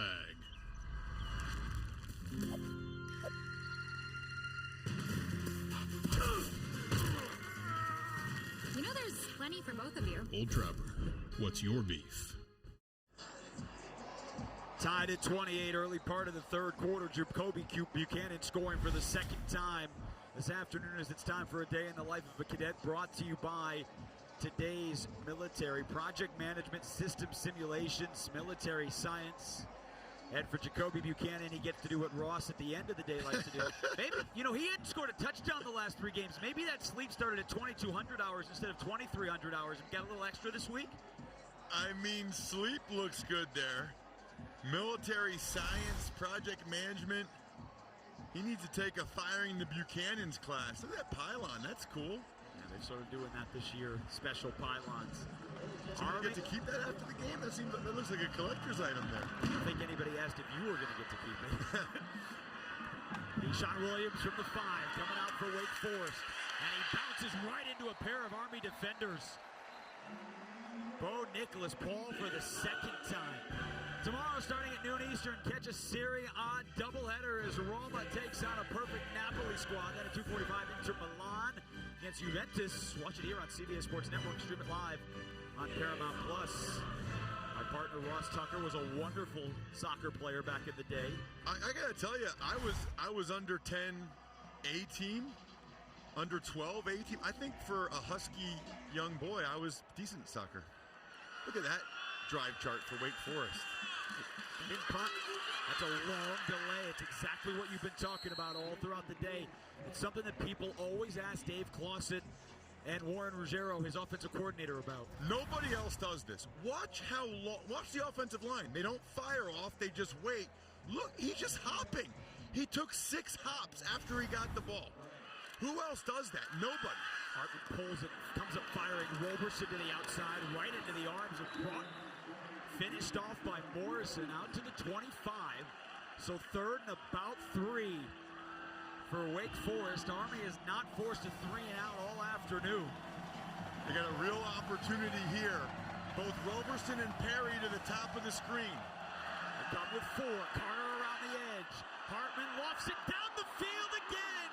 It's Roberson. Another home run ball goes for 75 and a touchdown. My goodness. Have yourself a day. This is unreal. Sam Hartman and this Wake Forest offense. Sam Hartman's a machine. Watch Roberson right here to the right. He goes slow. Oh my gosh, they were bracketing him again. They were doubling him again. They had inside out, Broughton inside, more out, and he ran past him again. That to me is unacceptable, to give up 2 long touchdowns on the exact same defensive coverage. When he sees that he's bracketed, he just takes off. Schema stays perfect. Longest pass play of the season for Sam Hartman. Puts him over 300 yards passing for the 9th time in his career. This is unbelievable to watch. Cunningham. Today's military. Well, the parachuters aren't the only ones taking flight here inside Michie Stadium. Sam Hartman has gone to the air time and time and time again, and he has a season's best 332 yards passing. Ross, we haven't even played 5 minutes in the 3rd quarter. Well, and you think about how much time Army takes off the clock. If they were playing a normal offense, Hartman would be on his way to 600 yards. He still might. Fair catch. They'll take it out to the 25-yard line. Let's go back to this last one, a 75-yarder. All right, this is nuts, okay? Watch Marquell Broughton, the safety, and Jaquarii Moore. They're the 2 best cover guys for Army. Roberson's going to go right down the middle of the field. They're bracketing him. They're on either side of him. He just goes. He sees there's one guy outside, one guy inside, and just takes off. And let's be honest, we've seen it a couple times now. Roberson and these Wake Forest skill guys are just faster than the Army secondary. And Nate Woody, that's about what I would think his face would look like with what's happened so far in this game. He is not happy. Tyler was looking to go downfield. Instead, he's escorted out of bounds. Jasir Taylor out on the edge to take him out. Little surprised by that first down play call by Army, because now it puts them behind the chains. They've had so much success running the option and running the quarterback follow and quarterback zone. Now it's 2nd and long. They've got to hold serve. They got to score. Well, the defense hasn't shown any ability to stop Wake Forest. But conversely, Neither is Wake Forest defense. You give it up the middle, and Buchanan falls forward to the 27, where they spot it. But this is the problem with that first down call, because now it's 3rd and 7. Now, if you're Army, you pretty much have to throw it. Doesn't mean they necessarily will, but they're bringing Jaquarii Laws in, which means they probably will throw it. Army struggles in pass protection on obvious passing situations. Let's see if the offensive line can give Laws some time here. How's Fox having problems earlier in this ballgame up the middle? Laws. Pump fakes. Fires. Open receiver is caught.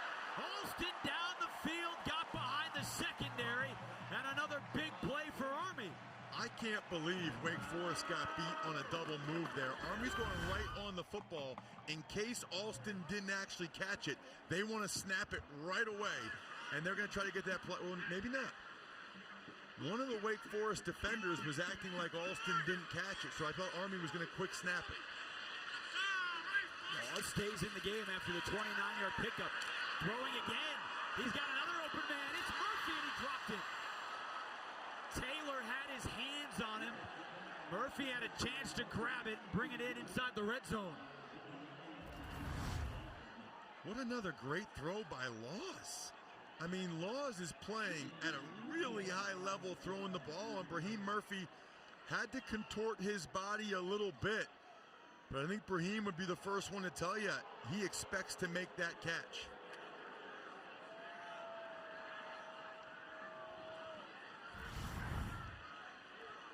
Laws now 3 of 4 passing. Trying to get to the edge. They have blockers out there. Robinson gets away with one on a stiff arm, and a flag flies. That looked like a face mask. What a stiff arm by Tyrell Robinson. And it happens so often when you're getting stiff-armed in the face, the natural tendency is to pull it. He's on the back of the helmet there. That's an opening. That's illegal. He was pulling the back of the helmet. Right there. That's a dangerous play. There is no foul in the play for a face mask. The top of the helmet was contacted. There was no helmet opening contacted. The result of the play is a first down. So you can't pull down from the nameplate, right? That which he did not do. Right, but so I think, so if it's the opening with the face mask or even in the ear hole, but watch, I thought he got the back of the helmet. You know, where you can kind of get your fingers up in there in the back of the helmet. I don't even know if the back of the helmet is considered an opening or not. At the top, either way, it was a 10-yard pickup. Tyler follows his blockers. He picks up 4 as we'll tick inside of 8 minutes to go in the third quarter. Wake Forest at a 28-21 lead at the half. Army took the opening drive 75 yards down the field and scored. Wake Forest responded with 3 plays and a 75-yard touchdown pass from Hartman to Roberson. And Army is trying to respond one more time.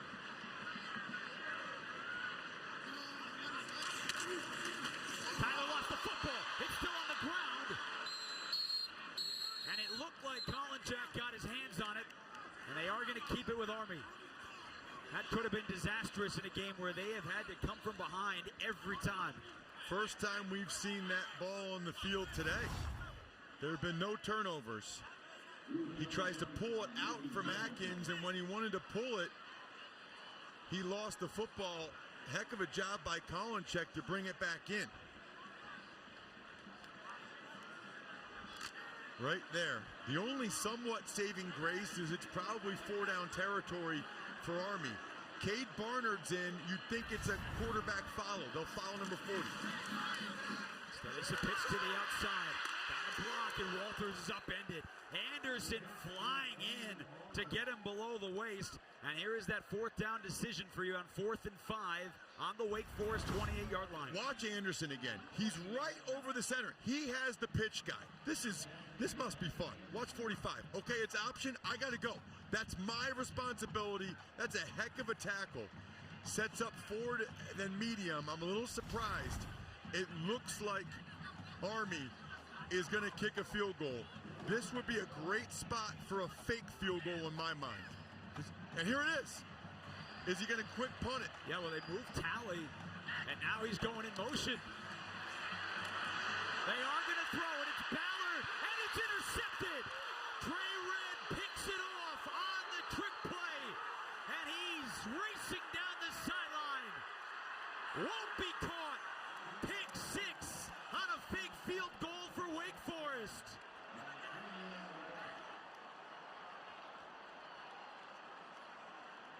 An 80-yard return on the pick six for the sixth-year senior for Wake Forest.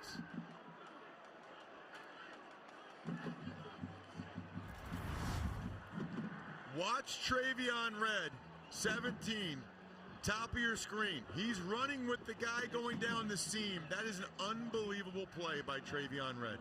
That is incredible.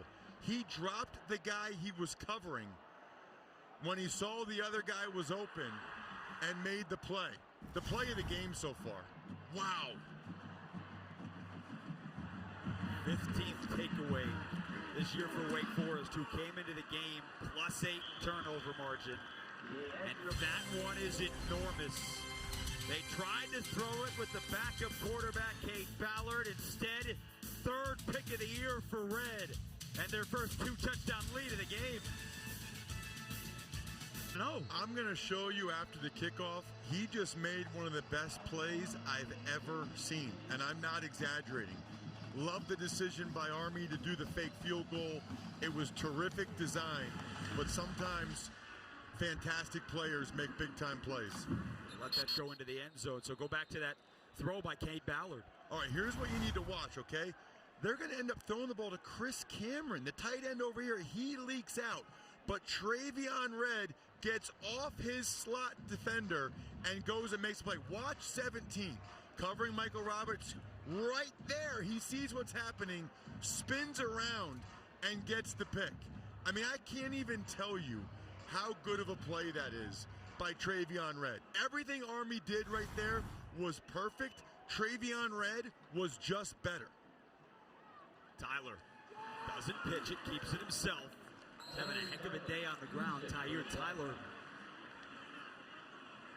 Officials timeout for a helmet off by an offensive player.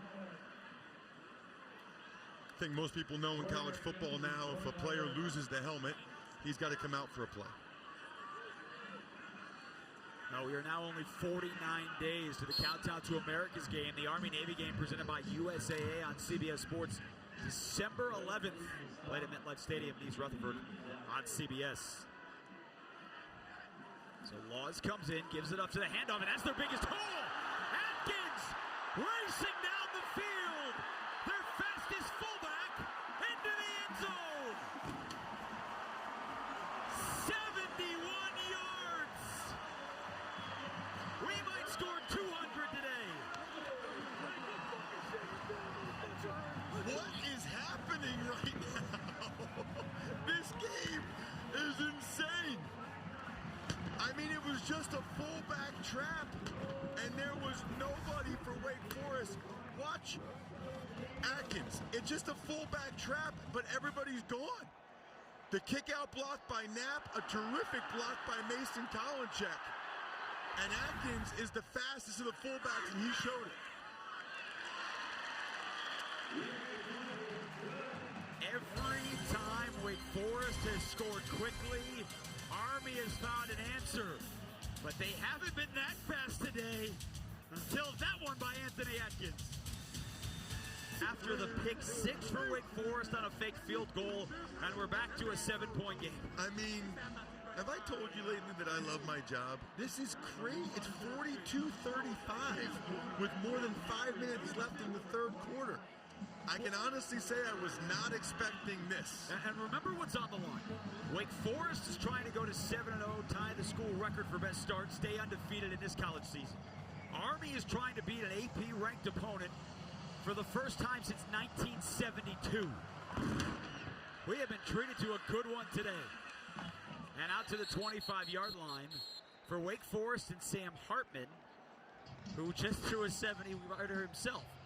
Armed Forces football is proudly sponsored by USAA. I mean, this game has been like defense optional for the most part. 42-35.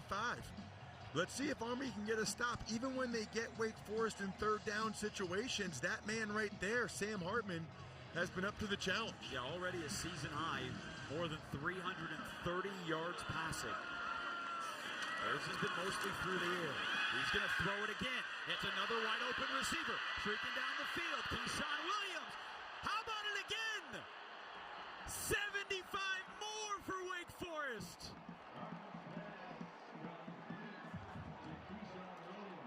The last 4 plays, an 82-yard pick six. There's a 71-yard touchdown and a 75-yard touchdown pass. I've never seen anything like this. This is like an arena football game.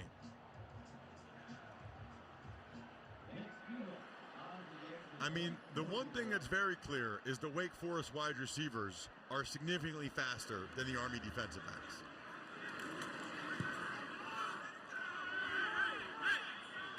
That is 21 points in 48 seconds. At Wake Forest with its highest point total of the season. Yeah, let's watch Keyshawn Williams. He's in the slot going against the safety. He's just going to run a slant. He's working against Marquell Broughton. He runs that little slant in cut. And Keyshawn Williams has some serious wheels. I mean, he ran away from Marquell Broughton like Broughton was standing still. And the reality is, Wake Forest has better athletes than does Army. They've got faster players at the skill position, and that's shown itself multiple times today. Broughton's a heck of a player. Williams has serious wheels.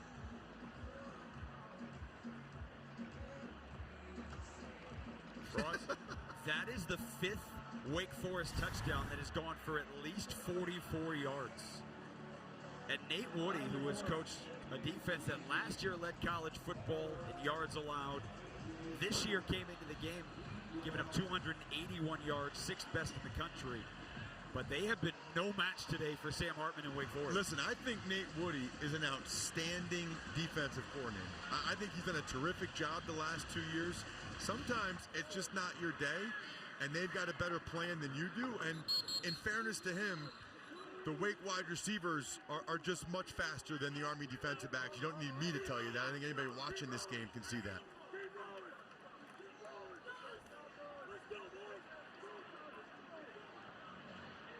Well, there have been 2 times today where the air has seemed to go out of this sold-out Michie Stadium.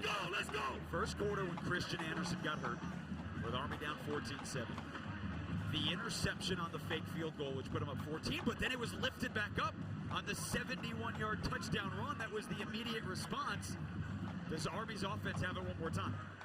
Well, they have to. You know, if Army gets stuffed once, you feel like this game's probably over. Rolls out of a tackle, keeps rolling forward. He gets 9.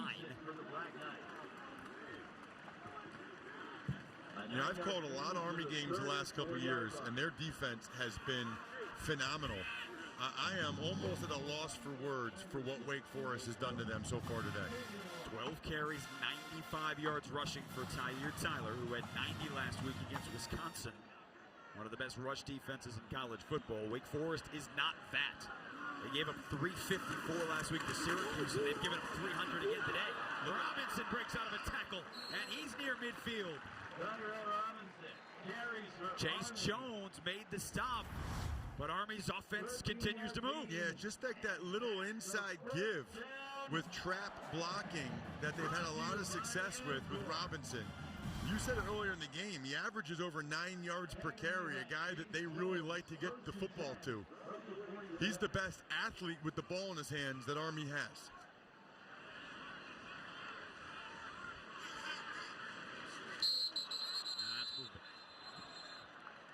It looked like they tried to go with the hard count. Number 60, 5-yard penalty, first down. You know, Ross, we talked to Jeff Monken yesterday about the game against Wisconsin. They had the ball down 6, 4 minutes to go, Tyler hit as he's trying to throw. The fumble, Wisconsin. Jaquarii Laws. Hit as he tries to throw. Wisconsin punches it in from a yard. They lose by 6 last week to Wisconsin. They were close against Oklahoma. They were close against Michigan. The bowl game last year against West Virginia. Last week against Wisconsin. You just get the feeling that there was so much emphasis on trying to win one of these. And they've certainly been in it today. But not only are they going to have to keep scoring, Tyler and Jaquarii Laws, but at one point this defense is going to have to get a stop.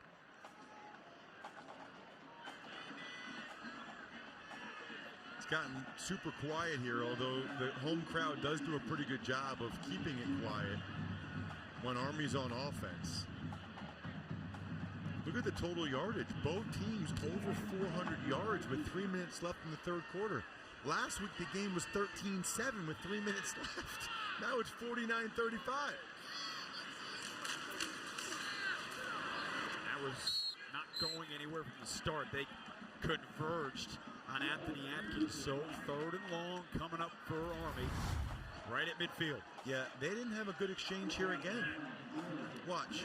Tyler had to just fall down to secure the football. He wanted to pull it. Atkins thought he wanted to give it. I think Tyler would have gotten positive yardage there if he had been able to pull it without Atkins trying to take it from him. Ross, this 4-down territory no matter what because of what Wake Forest offense has done? It has to be. Tyler. Read out. He's drilled. Came around and smacked by Smenda. Oh my goodness. Oh my goodness, was that a hit. Tyler is one tough kid. And he's walking off, but it's 4th down. They got to go. They're going to take a look at this. They might look at this for targeting too, Ross. The previous play is under further review. Yeah, that's exactly what it is. So remember, for targeting, there's 2 standards. This would fall under forcible contact with the crown of the helmet. Watch Smenda's helmet, number 5. What does he hit him with? The crown. Oh, man, he's gone. That is crown of the helmet. Now, Tyler's not a defenseless player, but this is crown of the helmet. And if you make forcible contact with the crown of the helmet, it's a penalty. Watch him duck his head right. Watch him duck his head right before contact. This is the definition of targeting. This is what they're trying to avoid. You do not want to hit people with the top of your head. And quite frankly, it's to protect the tackler. This is how you can hurt your neck when you duck your head like that. That is absolutely the crown of his helmet. And Smenda should be out for the rest of this game and the first half of the next game. That's right. That is dangerous. Well, and Ross, there has been a lot of conversation among college football this year with regards to targeting, how the rule needs to change in the future. A lot of people don't like the fact that players are either A, ejected, or B, have to miss parts of the next game. After further review, we have targeting on the defense. Number 5, leading with the crown. 15-yard penalty, automatic first down. Number 5 has been disqualified for the ball game. So Ryan Smenda, the junior, one of their 2 starting linebackers, out for the rest of this game. He will miss the first half when they play Duke at home next week. That's what they're trying to get out of the game. You know, some of these questionable ones, Jason, I don't like it when a guy gets kicked out of the game, but he absolutely needs to leave this game. He did not need to do that. That's what we're trying to eliminate at every level of football. If you're a young person watching this game, see what you hit. Please don't duck your head. You can hurt your neck. Right, and Tyler is now in the tent. And if you're just joining us, Christian Anderson returned, started this game, but on the second series, he left this game. So it's Jaquarii Laws. Jaquarii Roberson is throwing, but nobody's home, and it's intercepted. Nick Anderson picked it off on the sideline. Now there is a flag that was thrown in the secondary. And it looks like this is going to go against Wake Forest. Well, Brandon Walters was running down the seam. I have no idea where Robinson was throwing it. Defense, number 6, 10-yard penalty, automatic, first down. That's called on Jasir Taylor. So watch 11 Walters. He's going to go right down the seam, and right there, tugged him. You see how he just got him? He just tugged that jersey a little bit. You could see Walter's shoulder slump over. That's a good job by the officials.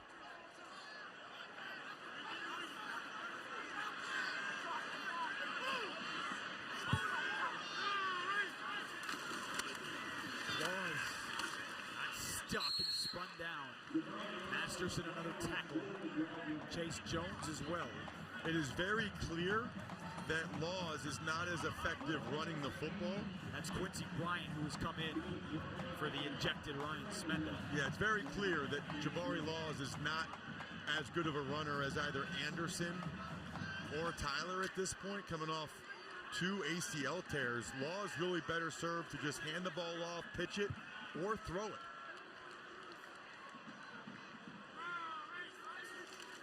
He's going to straight drop back and throw. Pump fakes. Now a man in his face, and he's sacked. Bothroyd with his 4th sack of the season. And it's 3rd and 13 facing Laws in the Army offense. Yeah, he's got to throw this football away. He wanted to go quick pass to the left side. He wanted to throw the quick pass right there. It wasn't there. He's got to just throw it away because his backside tackle is just cut blocking.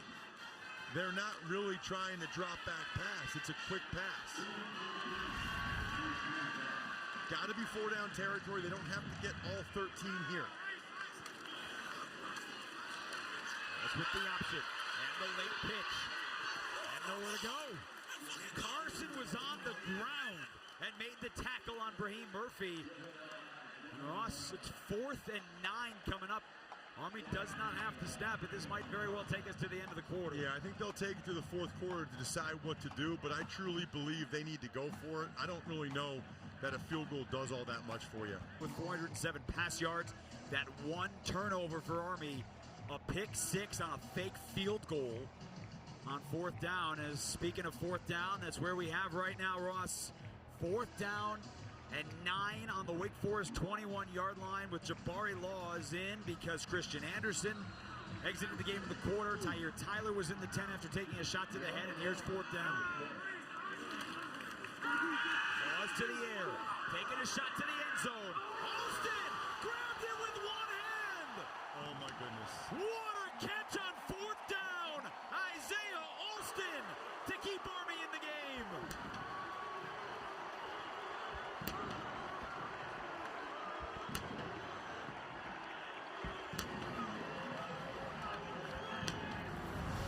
Are you kidding me? How did he make this catch? Left-handed. Did he get his foot in? Left hand, left foot. Left hand, left foot. That is absolutely, watch, left hand in, then left foot before the right foot comes down. So the question will be, does he have full possession when that left foot goes down? Because the right foot might have hit the line. They probably will take a look at this. What a grab. And I'm not even sure the right foot's out. The right foot is close. Definitely has it right there. Left foot's down first. And I think the right foot's in too. From what I've seen, the angles I've seen, I don't see how you can possibly overturn this. Watch. First of all, the left foot comes down first, right there. And then watch the right foot. I still think the right foot might have come down anyway.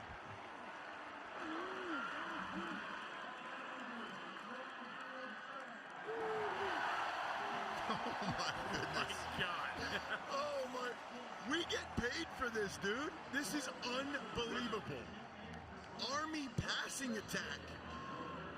Jaquarii Laws to Isaiah Alston on 4th down. Incredible. 5 of 7 passing today for Laws for 64 yards. The first play of the 4th quarter. Isaiah Alston has Army still in it. Black Knights hoping to beat a ranked opponent for the first time in 49 years. And they still got a shot. Same. Army has not been able to stop Sam Hartman or Wake Forest. The one difference right now is the 83-yard pick six on a fake field goal. But your fullback runs for 71 yards on a touchdown, only to be responded by a 75-yard Wake answer, and then a fourth down touchdown pass with one hand. Unreal stuff we have here today, Ross Tucker. I can't even catch my breath at this point. 49-42 with all but one play still to go in the fourth quarter. And you were right. That pick six on the fake field goal is the entire difference in the game right now. Well, the last time Army beat an AP-ranked top 25 team, you got to go all the way back to 1972 against Air Force. Army quarterback Kingsley Fink had the Knights on the board in the second quarter, but they were trailing 14-10. When Bob Hines took off for 51 yards, he had 202, led the way to a 17-14 upset. They have lost 49 straight games against AP-ranked opponents. By the way, Air Force is the next game they'll have after a bye week, and they might be ranked when they play them if they can upset San Diego State later on tonight on CBS Sports Network. Here, Army is trying to hand Wake Forest its first loss. Instead, it's Christian Beal-Smith taking it for 16 more. This Wake Forest offense, and I'm not talking about the personnel right now, I'm talking about their offensive coordinator, Warren Ruggiero. It is unbelievably impressive. This long mesh point. Now, Beal-Smith just went down at the tail end of that play.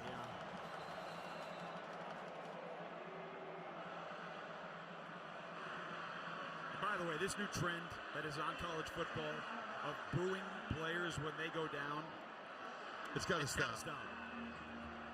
What would Wake Forest have to gain by a fake injury there? Use your brain. They're on a roll. Army hasn't stopped them yet. They don't want to stop the clock. He just ran for 15 yards.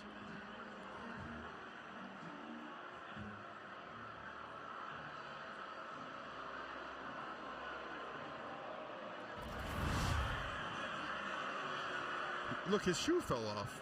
You can see he's wearing a sock right there. By the way, that would really hurt if he got stepped on. Yeah. But I'm telling you, Jason, this long mesh, long ride, whatever you want to call it, I am stunned that nobody else in college football is trying to do what Wake Forest does, because it is extremely effective and hard to defend. When this game is over, they're going to be up over 40 points a game through the first 7 games. Question is, will they still be undefeated? 6-0 on the season. Hartman back to throw again. That's complete. First time today, finding Donald Stewart. And he's close to the sticks, about a yard shy. Jaquarii Moore made the stop. Well, at this point, Army really hasn't gotten close to any sort of pressure on Sam Hartman. You almost wonder if they should just play the run and play coverage. You run it. Christian Turner. He's right at the marker. Morrison got the tackle. I think it's no gain. It's short. Boy, this is an opportunity now for Army. We haven't called Nolan Cockrell's name, 95, the nose tackle. It'd be a real good time for him to make a play. Ross, Wake Forest has only had 5 third downs. They are 4 of 5 on third down. Turner in the backfield with Hartman. This offense has been stopped only one time today. The give is to Turner. Oh, my goodness. Got away from the tackle. Turner down the sideline, and he steps out of bounds. On 3rd and 1, Christian Turner goes for 20. 95, Nolan Cockrell. Watch him come through. He gets in there and hits him in the backfield. But he was only able to get one arm on him. Army had what they wanted. Christian Beal-Smith is back in the ballgame. Army pulls it and throws it. Stewart's got another catch. So Wake Forest not only on the move again, but up 7 and in field goal range of nothing else. Watch him. He stares down Morrison. I mean, Sam Hartman is so calm, cool, and look, he catches the towel. Here, let me give it back to you. That is unbelievable. Thought about taking off, launches it down the field, and it's over Roberson. If he led him to the outside, he had the touchdown with Broughton out there. Instead, it'll be third down and about 2. Hartman is just so calm, cool, and collected. One of the worst throws he's had tonight, or today, I should say. Another big opportunity here for Army. Hartman's just 5 yards shy of a career high. He has 424 yards passing.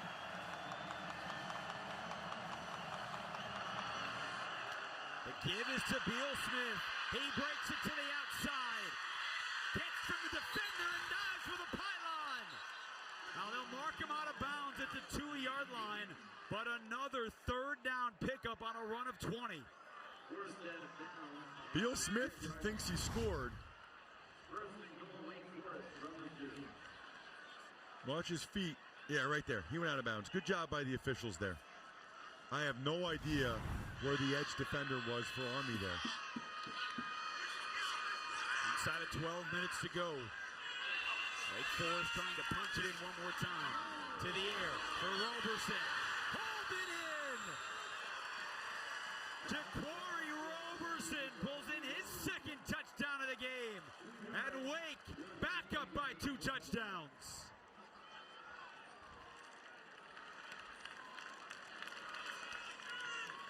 These receivers and Sam Hartman, these guys are as good as there is in college football. Watch the fade corner route from the slot. Corner route from the slot against man-to-man coverage. Roberson going to go. Hartman puts it where only his guy can make a play on it.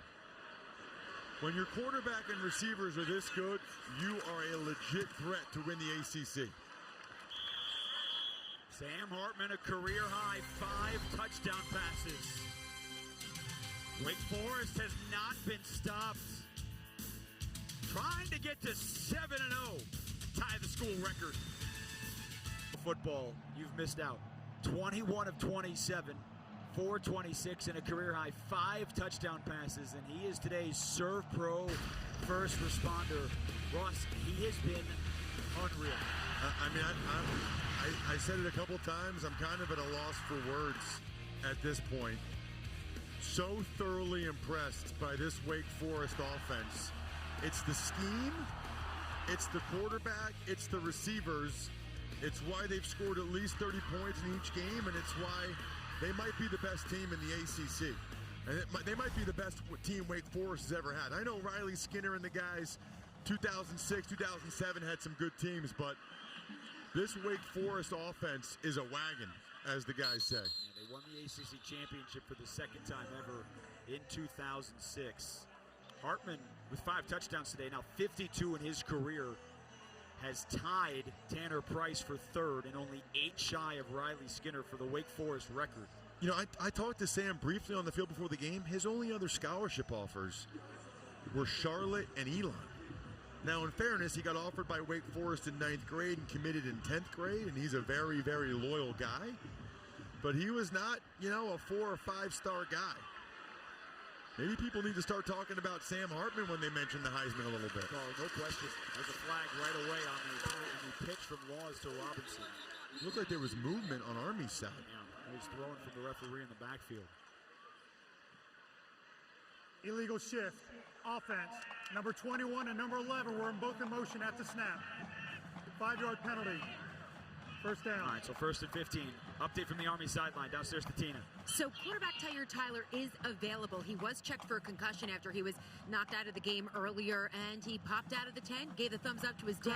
I was by his Wake father, Forest Anthony, and I'll send it back to you, Jason. He's available. All right, Tina, thank you very much. And a reminder, Christian Anderson left this game on the 2nd series. He started this game. Tina was giving that report. The announcement was that there was no illegal shift. So they make it 2nd and 10. They put the ball back to Jaquarii Robinson, breaks through. And he goes all the way out to midfield. So 25 more on the ground for Army as they're approaching 400 yards rushing today. And that's probably going to be the guy they need to keep getting the ball to. Jaquarii Robinson, he's their big play threat. They're having a lot of success with that little inside counter. Get back to Atkins for 5 more. 71-yard touchdown for him earlier. You know, I feel like we could say long touchdown and then fill in the blank on either side so far with the way that this game has gone. Well, I'm pretty sure this is the highest scoring game I've ever called, and we have 10 minutes to go, and I'd be stunned if there aren't more points. Wake Forest cannot stop Army right now. This is the best Army's offense has played in a while. Well, Wake Forest 2 years ago was involved in the highest scoring ACC game ever, a 62-59 loss to Louisville that stopped what at the time was a 5-0 season. Couple more for Army trying the middle. As we go down to 10 minutes and 15 seconds, every drive in the second half has resulted. Now, by the way, that also includes a pick 6 for Wake Forest on an Army drive. Yeah, I mean, that's right now is the play of the game, the Travion Red pick 6, because if he doesn't circle back and make that play, that's a touchdown for Army. Yeah. Chris Cameron scores a touchdown. Yeah. So that was a 14-point play by Travion Red. Laws getting behind the blockers, pushes forward. First down for Jaquarii Laws inside the 40 as we are inside of 10 minutes to go.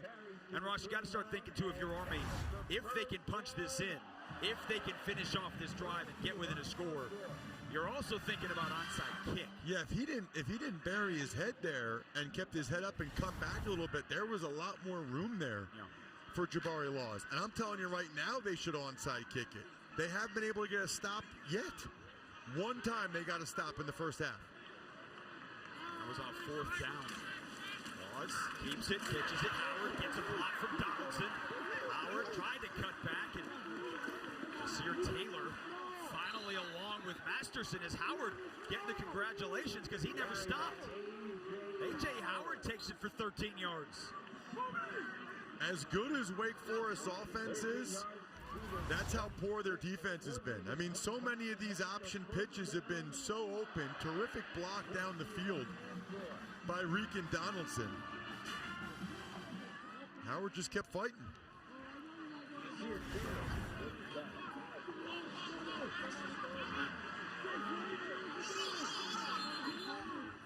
Army tried to get Michael Roberts onto the field late. There is no foul on the play. First down. Stopped because Michael Roberts came onto the field late for Army. But when you substitute, the officials have to get on the ball to give the defense the chance to substitute as well, and that's exactly what that was. Whistles didn't have to blow. Laws going to throw. Wide open. It is wide open. Tyrell Robinson, touchdown! Nobody took the slot back down the seam. 25 yards for another passing score for the Black Knights.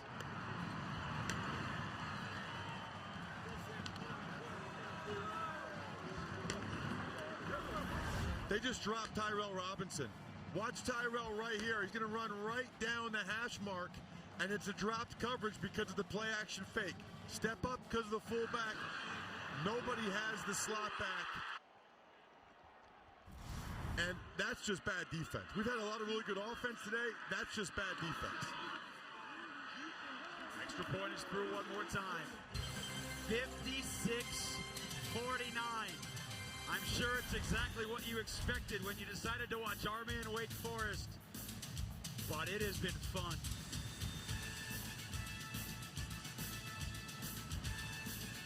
Best or nothing by Encore, proud partner of Army West Point Athletics, and by The Exchange.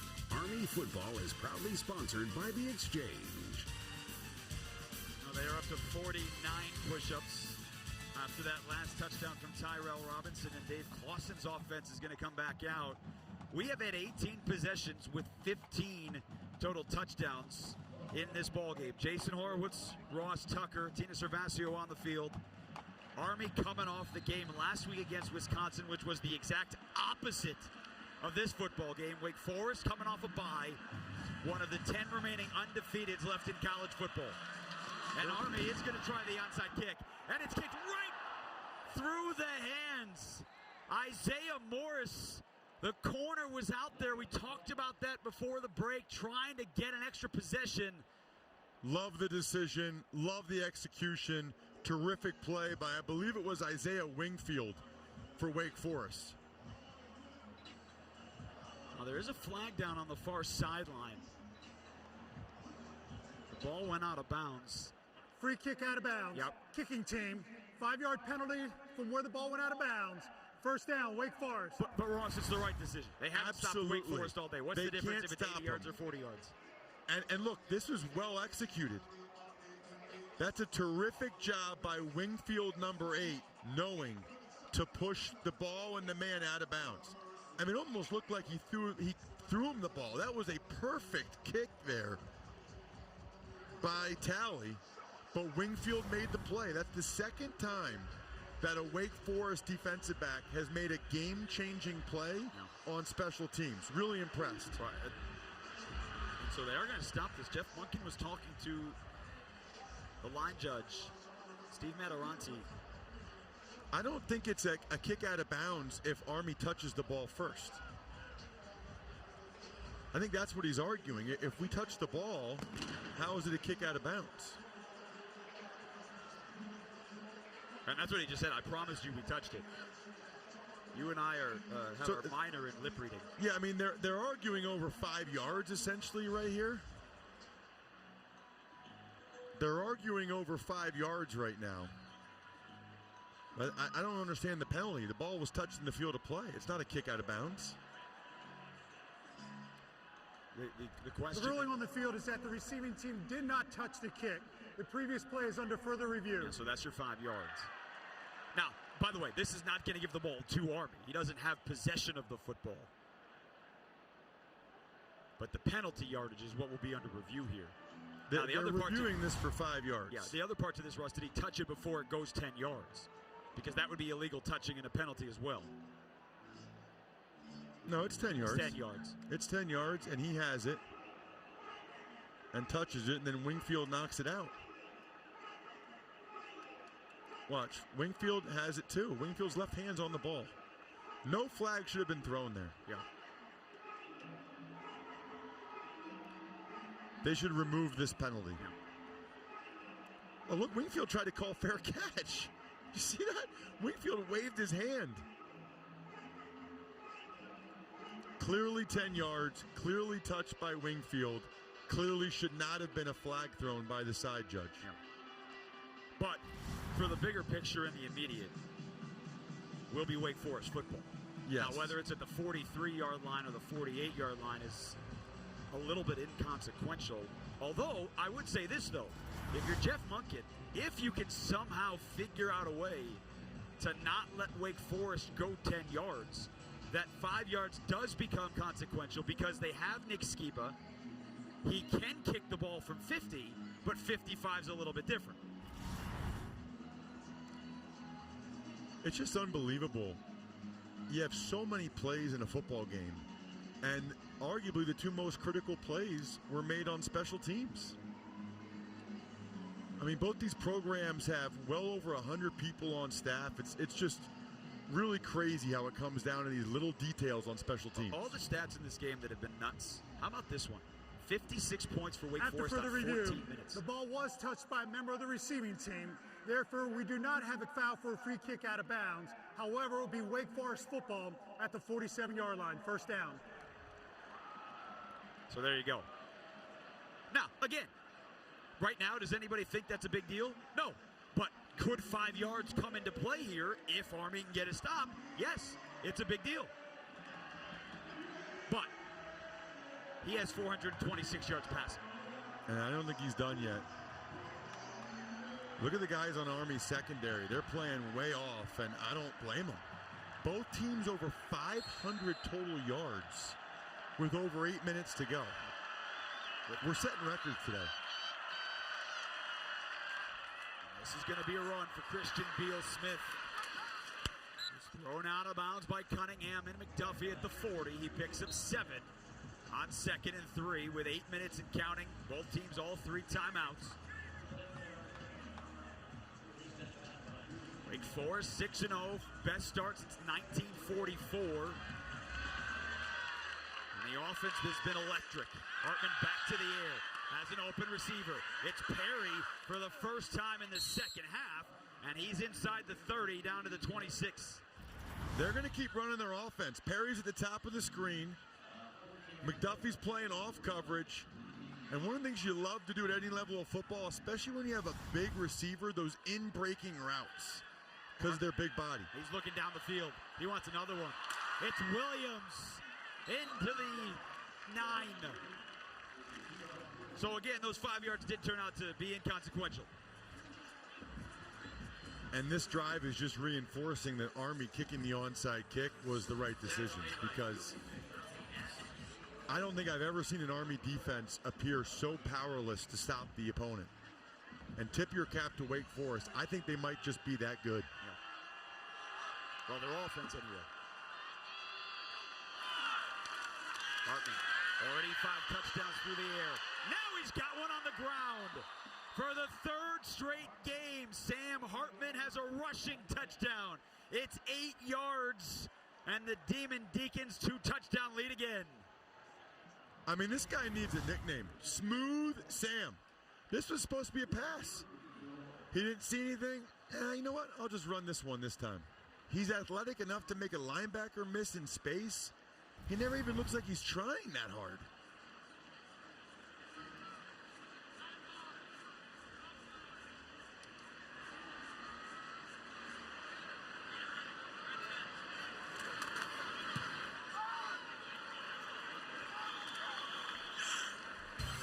Wake Forest has put on an offensive display against what was a top 10 defense.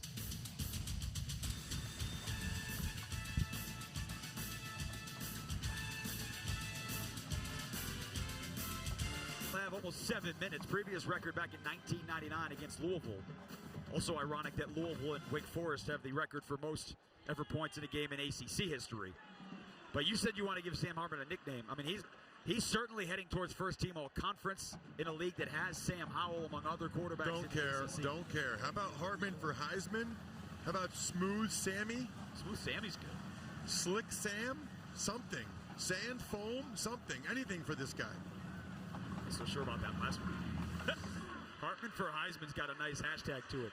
Robinson for the fair catch. With about 6:57 to go. Well, coming up next, Mac Battle in the Glass Bowl. Hey, Western Michigan can score. They put up 44 in a win at Pittsburgh earlier this year. Then tonight, number 22 San Diego State will try and stay undefeated against 6-1 Air Force. It's only on the 24-hour home of CBS Sports. And don't forget, for Army, they have a bye, and then they will meet Air Force in Texas coming up in 2 weeks. Laws back at the helm. He has thrown a couple of touchdown passes here in the second half. Injuries to Christian Anderson, Tyre Tyler. But quarterback play for Army today has been stellar. Laws. That's away from the defender. He's going to pitch that one. Yep. Strategy here, Russ. Under 7 minutes to go. Obviously have to score. Get an onside kick again. Right. I mean, obviously Laws is the better thrower, and I think you'll see them throw it soon. Army's just not really designed to throw it all the time. But they're going to have to throw it a lot, and they've had a lot of success doing that so far today with Jaquarii Laws.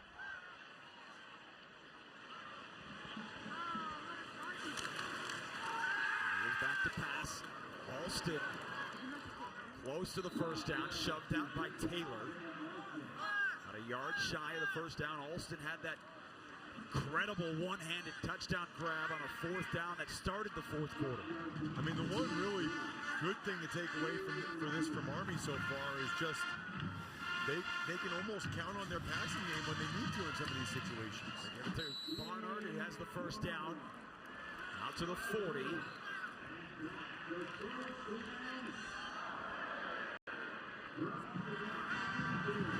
Armed Forces football proudly sponsored and supported by Surf Pro.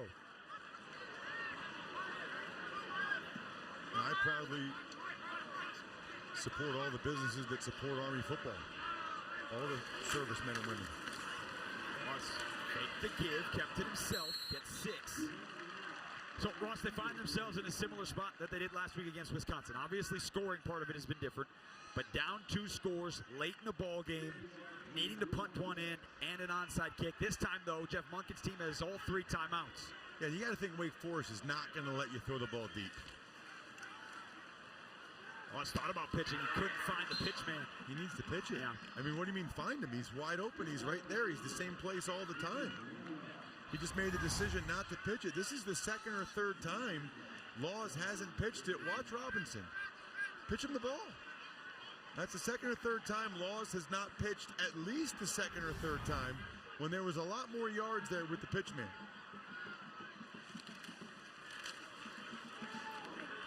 Laws fouled Barnard. He didn't get it. And that clock keeps ticking. Yeah. They got to hurry up. This is taking too much time. They're too slow to get up. They got to get on the football and go. They've converted 2 fourth downs today. This is fourth and the nose of the football. Barnard's got the first down over the top. But to your point, this drive has already gone 2 minutes and 40 seconds. They're finally into Wake Forest territory, but they have to score. So they're going to have to try to get a chunk play here soon, and Wake Forest needs to be ready for it. Laws is going to have to try to get the ball down the field a little bit more than he's done so far.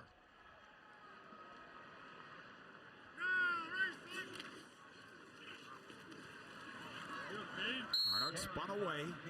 I think Wake Forest will make this trade right now. I think Wake Forest will give you 5 yards every 25 seconds. Cross for Wake Forest coming off the bye. The goal is to get to 7-0. The offense has been outstanding. The defense is going to have to go to work as they play Duke next week. Robinson has the first down, so that'll stop the clock to move the chains with 3:41 to go to the Wake Forest 36-yard line. Right, but just to move the chains. So Army should get on the football and be ready to snap this as soon as they wind it, which they just did. Yep. So now let's see how many seconds come off. It's been at least 5, 6, 7, too many for my liking if I'm an Army fan. 10 seconds. This time he tried to pitch, almost fumbled, and then he's met. And it's still loose. He lost it again. If Wake Forest is on top of this football, this game is over. They're not. There's a couple Army guys fighting each other for it, I believe. It is Army football. It's literally 2 Army guys fighting each other. I like that. Don't let there be any doubt. Yeah, but not with 3:20 and a moving clock. It just slipped out of his hand. And then watch, he tried to pick it up, got knocked out again. They got to throw the ball. This is the 11th play of a drive that is almost 4 minutes long. It's a fumble again. This time Wake Forest does have the football. Wow. Chase Jones with the second takeaway for the Demon Deacons this afternoon. And that one is going to move Wake to 7-0 on the season. Only a couple turnovers in this game. The pick 6 on the fake field goal and that one. And that'll just about do it.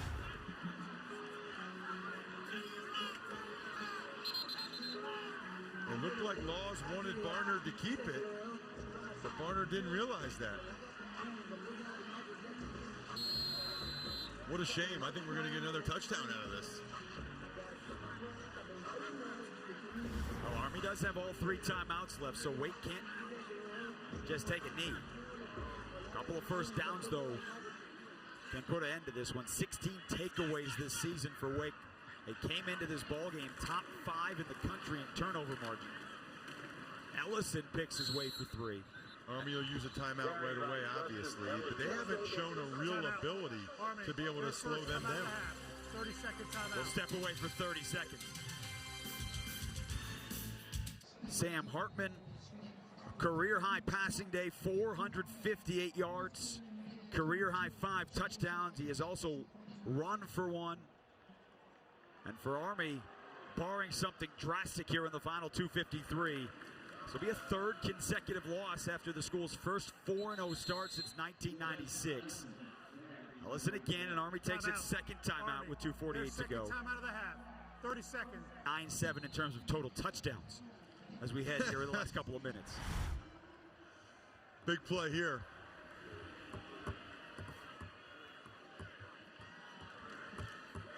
They do hand it off to Ellison, and he's got the first down, and that will effectively end this football game. Well, Army will use their last timeout. And now he'll take Now, Jeff Monken was going to take it and then pulled back. He's going to wait till after this play. Yeah. You know, Wake Forest came into this game 6-0. Best start since 1944. They're going to move to 7-0, tying the school record from that team in 1944. Duke coming up, and then it's the heart of the schedule for the ACC as they try to get to the ACC championship and do what nobody's been able to do in the Atlantic, and that is dethrone the Clemson Tigers. Yeah, those last 4 games will not be easy, but I wouldn't put anything past this Wake squad. Allison racing to the end zone, trying to give Wake 70. He's in. I heard one of the linemen yell at him to go down because he would have ended the game. Well, he didn't. He ran for 46. He's a freshman. He doesn't know any better. He wants that touchdown. So impressed by the patience of these running backs. Terrific blocking at the next level. A.T. Perry as well as the backup tight end, Whitehart. And he probably should have gone down, but it's really immaterial at this point. Well, they may review that to see if his knee was down, in fact, at the 1 yard line. Is a touchdown. Previous play is under further review.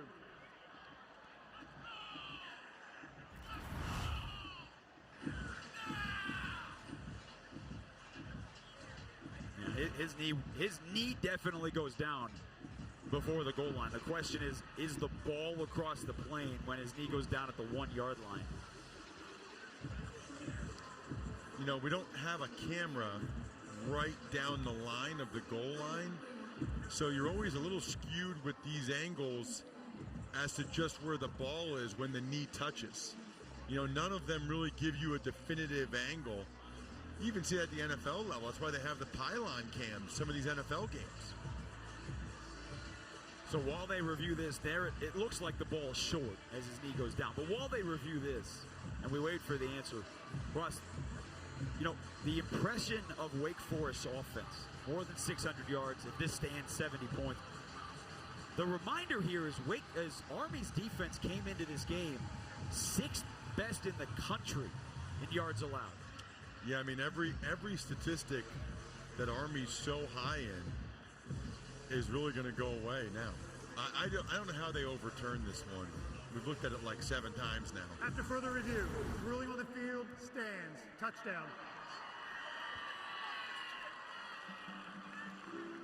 So the final score is not going to be indicative of just how back and forth this football game was.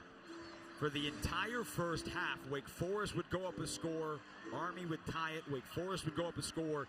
They had the touchdown lead at the half. Army responded with a touchdown right out of the locker room. Wake Forest went back in front by a score, and then Ross, it was the pick 6 on a fake field goal that made Army have to chase 2 touchdowns the rest of this ball game. 70 points. 70 for the Demon Deacons. We'll step away. And Jason Horwitz, Ross Tucker, Tina Servasio on a Wake day where Wake Forest has had 6 touchdowns of 40 yards or more. An insane day. And Ross, Wake Forest, for what will only be the 2nd time in school history, is going to have a game where they do not punt. Wow.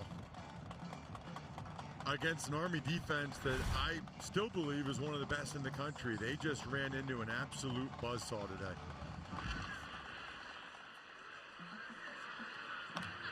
This time they'll let Tyrell Robinson bring it out. Gets through. Why not? Out to the 34. Well, it would have been fitting for the way that this day has gone. Ross, the question here, Wake Forest about to go to 7-0. Do you believe that they can get into that group? Well, if they keep winning, absolutely. If Wake Forest is undefeated ACC champions, they're going. Because that means they will have beaten NC State, Clemson, BC, probably, potentially Pitt in the ACC championship game. Absolutely, Wake Forest will get in the playoffs. Yeah. That'll be a tough road for them. But like I said earlier, I wouldn't put it past them. They also have a non-conference game against North Carolina. Also another ridiculous catch. Well, you'll come out of this game knowing that guy can catch balls with one hand. Yeah, that's what I said. I mean, obviously, it's a disappointing loss for Army, but one of the really big takeaways is their passing game can come through for them when they need it. To the air. Laws for Alston one more time, and that's the pass interference. And this gets brought up all the time too, Russ, with Army football. They have big receivers. They never Pass feel that they defense, number 6, 15-yard penalty, first down. Want to change the game, but the receivers today have clearly shown that they are capable. Yeah, I don't know why Jasir Taylor is so handsy there. I mean, they're going to call that every time. Taylor's been around for a while. I guess 15 yards is better than 40. 5 for 68 today. There is the pitch to Howard. Blockers out in front. He's leveled by Anderson. One timeout remaining for Army as we approach a minute to go in this ball game. Is in front of a sold-out more than 38,000 here at Michie Stadium. They were treated to something special on the offensive side of the football. Laws one more time for Alston. Makes the adjustment. Has the grab. His second touchdown catch of the day. 39 yards on that strike. I mean, why not? Might as well, right?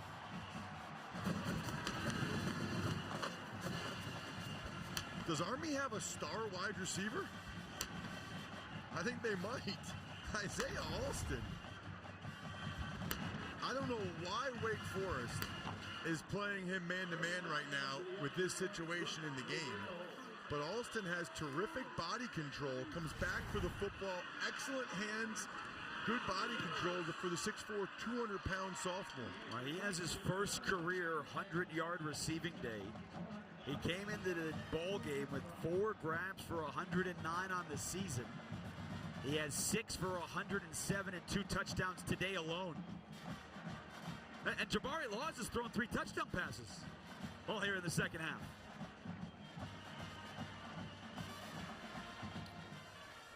For those of you tuning in for Western Michigan and Toledo, you'll be able to find that online at cbssports.com/CBSSN as soon as it kicks off. And, of course, we'll get you out there immediately after the conclusion of this ball game. Jason Knapp, Eric Wood at the Glass Bowl to bring in that ball game. We'll get you there as soon as we are done. You know, the other thing, too, of course, for Army coming out of this game, Ross, is they've got the bye week, then Air Force, the health of Christian Anderson, the health of Tyre Tyler. Yeah. And for that matter, the health of Jamel Jones, because we haven't seen him and he didn't make the trip to Wisconsin last week.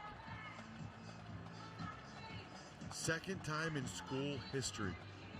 You know how long they've been playing football at Army? I mean, a long time. Nebraska in 72, that's when Nebraska would win the national championship all the time with Johnny Rodgers and the boys. Well, to that point, by the way, as we're lined up for an onside kick, that speaks volumes to where Wake Forest has come the last few years under Dave Clawson, who's going to take a timeout. Timeout. Wake Forest, their first and a half. 30-second timeout. They want to make sure they're prepared for this onside kick. That is what you call crossing every T and dotting every I. There's only 39 seconds left, but they don't want to leave anything to chance in this wild one. But to that point, right, they're not the history of 1972 Nebraska or the Cornhuskers of old.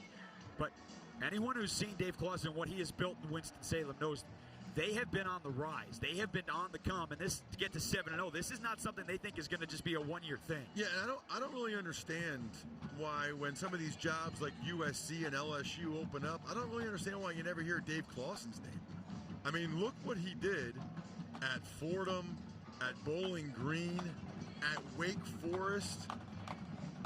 He's done an unbelievable job building this program. He would certainly be on my list. They have gone to bowl games 5 straight years for the first time in school history. And they're going this year. Oh, yeah, exactly. Wake recovered one onside kick earlier. This one's a little bit different. Army does cover it up, but there is a flag where the 35, right around the spot where it looked like a player crossed the line before the ball was kicked.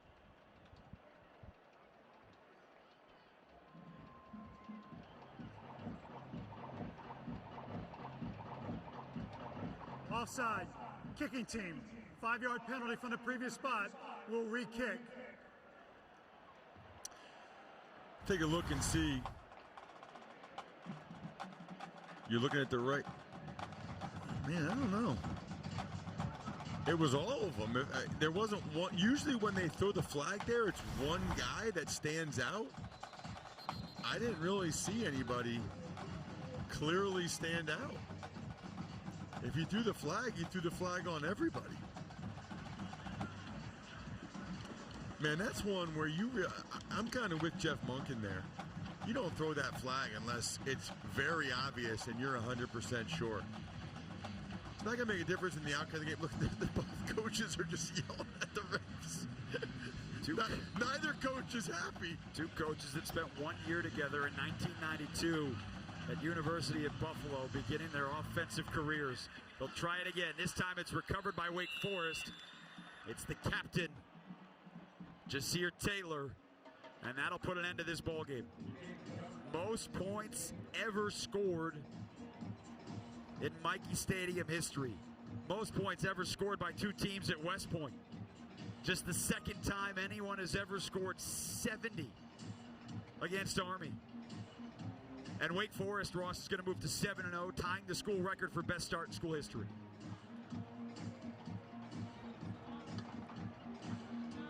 If I would have told you coming into the day that Army's offense will get back on track after 16 against Ball State, 14 against Wisconsin, and they're going to score 56. If you told me Army scored 56 points, I would have told you they won. Yes, Jason, Huge for sure. celebration.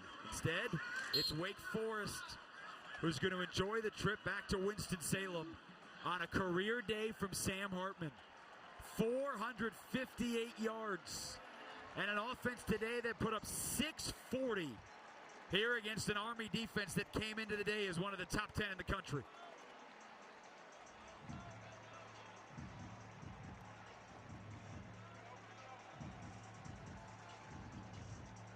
Those guys have a lot of respect for each other.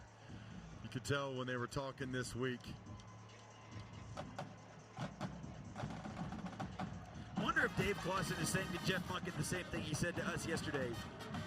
You know, he's only 4 months older than me. Both in their 8th years.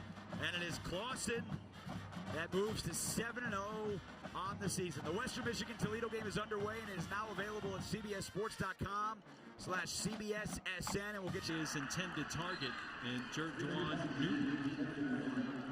Redshirt freshman from St. Petersburg, Florida.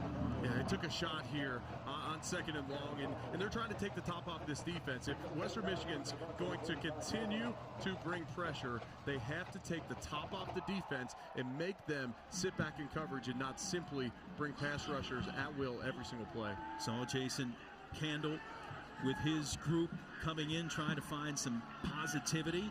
And boy, Tim Lester and the Broncos riding high after that explosion a week ago against Kent State. Finn going through some checks at the line here. Play clock down to 2. Gets it off on 3rd and 8. To the outside and just led his receiver a little too much. We'll see if they're in the neighborhood of potentially going for it, but it looks like the punt team's coming on. Just off the hands of Bryce Mitchell on the outside. And Finn's going to want that throw back. But that's a productive drive for a Toledo offense that started off so slow last week. This is just DeQuan Finn's 2nd start. To get that early completion, to have 2 3rd and longs where he's untouched. Not once on that drive did we see him get touched. This is an offensive line that's given up the 5th most sacks in the entire country.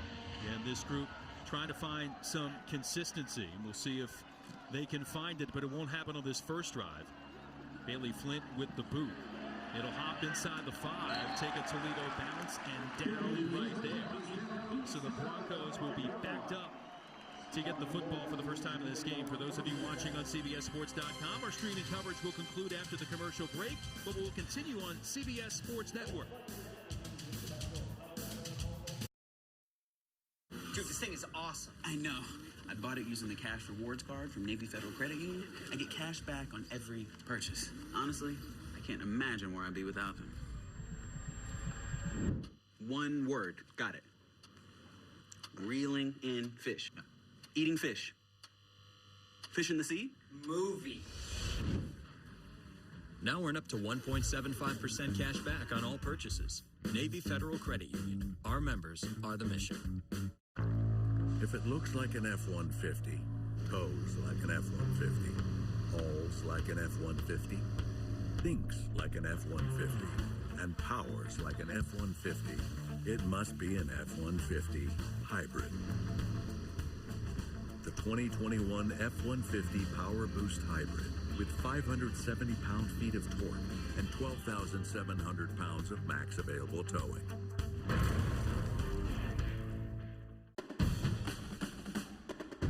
What do you do after you're the #1 selling brand of gas-powered handheld outdoor power equipment in America? You start making more equipment right here in America.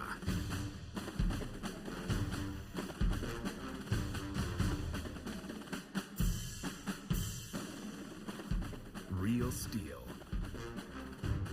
Find yours. Here's a direct question. How long are you planning on keeping your new smile? Yeah, so shouldn't it be guaranteed for life? Smile Direct Club has this really clever name for it. Lifetime Smile Guarantee. And their doctors straighten your teeth for 60% less than Invisalign. So, to review. Doctor directed, 60% less, lifetime smile guarantee. Get a smile you love for life. Your life. Choose Smile. Choose Direct. Smile Direct Club. College football on CBS Sports Network. It's presented by Home Depot. Underway here in the MAC between Western Michigan and Toledo. Welcome to the Glass Bowl. Jason Knapp and Eric Wood. Toledo's opening drive stalling around midfield. And that's difficult when you're taking on Western Michigan's attack. As we look at our Home Depot Do Project Smarter, the Broncos can bring it, especially they did that last week against Kent State. Yeah, over 300 yards on the ground. And we're going to look at a three-headed monster at running back for the Broncos with Jefferson, Kincaid, and Tyler. And we'll see how it plays out for them. And, of course, the MAC's leading passer, Caleb Ellaby, at the controls. And he'll give here to Sean Tyler. He'll break it to the right side, try to take it out, get some breathing room near the 10. You look at this redshirt sophomore quarterback from Maryland Heights, Missouri, averaging about 250 yards per game. 12 TDs, only 2 interceptions on the season, but both of them costly in a loss to Ball State a couple of weeks ago. Yeah, 4 turnovers total in that game for the Broncos, or else they're likely sitting undefeated in conference play. 8 yards there on first down for Tyler, who averages about 83 yards per game. Those 3 backs combined, good for 175 on the ground that Eric Wood was talking about. To the outside, trying to find Jalen Hall, and it's incomplete. Quinyon Mitchell there in coverage for the Rockets. You look at the rest of this offensive group for the Broncos, and Mike Caliendo, the offensive line leader for a group that's been consistent up front this year. They have been, and they haven't had the struggles that Toledo's had up front, and they sit here with a 3rd and 2, 3rd and 3 right here. Expect them to keep the ball on the ground, to use this run game to get them going. Long count is typical here for Western Michigan. Ellaby, straight give, and that's going to get shut down. Flag coming in late, which could help the cause, and Tyler trying to get there. And let's see about the penalty marker. And it is a hold against the Broncos. This is the favorite play of Tim Lester, who's now calling plays. Last week was his first game calling plays for the Broncos. Number 66, offense. Penalty is declined. Result of the play is a 4th down. That's Wesley French, the 7th-year player here for the Broncos, the veteran at left tackle. It gets called for a penalty decline. So the stand there for the Rockets, forcing the team to probably, you talk about Tim Lester calling plays. Again, they've been averaging 20-something points per game. He liked the game plan last week against Kent State, decided he felt comfortable calling it. He did, and you can't argue with the results. No, and when we talked to him, when you have 64 points, then you can't switch back to what you were doing. Punt on the way, handled near midfield. Flag is down. Return coming here. Devin Maddox cuts it inside the 25, down near the 20-yard line. 33-yard return from Maddox. Maddox, but let's see about the penalty marker, which was back near where the punt started from Nick Mahala. Maddox is explosive with the ball in his hands for Toledo. He's their most explosive offensive player. Koback, their most productive. Maddox is electrifying when he gets that ball in his hands. Illegal formation. Kicking team. More than 4 players in the backfield. That 5-yard penalty will be added to the end of the run. First down, Toledo. Timeout. So the illegal formation will be declined, and Toledo will have superb field position here. How about the accurate keys to the game? Stuff for us to keep an eye on in this one, Eric. Yeah, for the Broncos offensively, they need to not turn the ball over. That was so costly in the Ball State game, which we mentioned. And then defensively, they need to shut down Bryant Koback. For the Rockets, they need to protect the quarterback. They've struggled with it all year. Good start for them today, though, and they need to prevent the big plays. This Western Michigan offense is explosive, but they have stalled out routinely in the red zone this season. So the number 1 defense in the MAC and the Rockets making the stand. Great return on special teams to set up here this squad in the red zone. They'll operate from the 16 after the penalty, and right away, negative yardage. What a push up front. Braden Fisk and others just blowing that play up. Quick penetration by this Western Michigan defensive line. And when you look at this Bryant Koback on the season has averaged over 5 yards a carry, but there's been too many negative plays. And when Lou Esposito, the defensive coordinator for Western Michigan, said he's never seen that from a Jason Candle offense. He's never seen them not be able to handle pressure like this group has struggled with. It's -4 on that play to push them back to the 20. 2nd and 14. Finn to the end zone and overshot his target. He was double covered there. Trying to find him sneaking in the back of the end zone. Again, you look at Finn, split time with Carter Bradley the first 6 games, getting the starting call last week.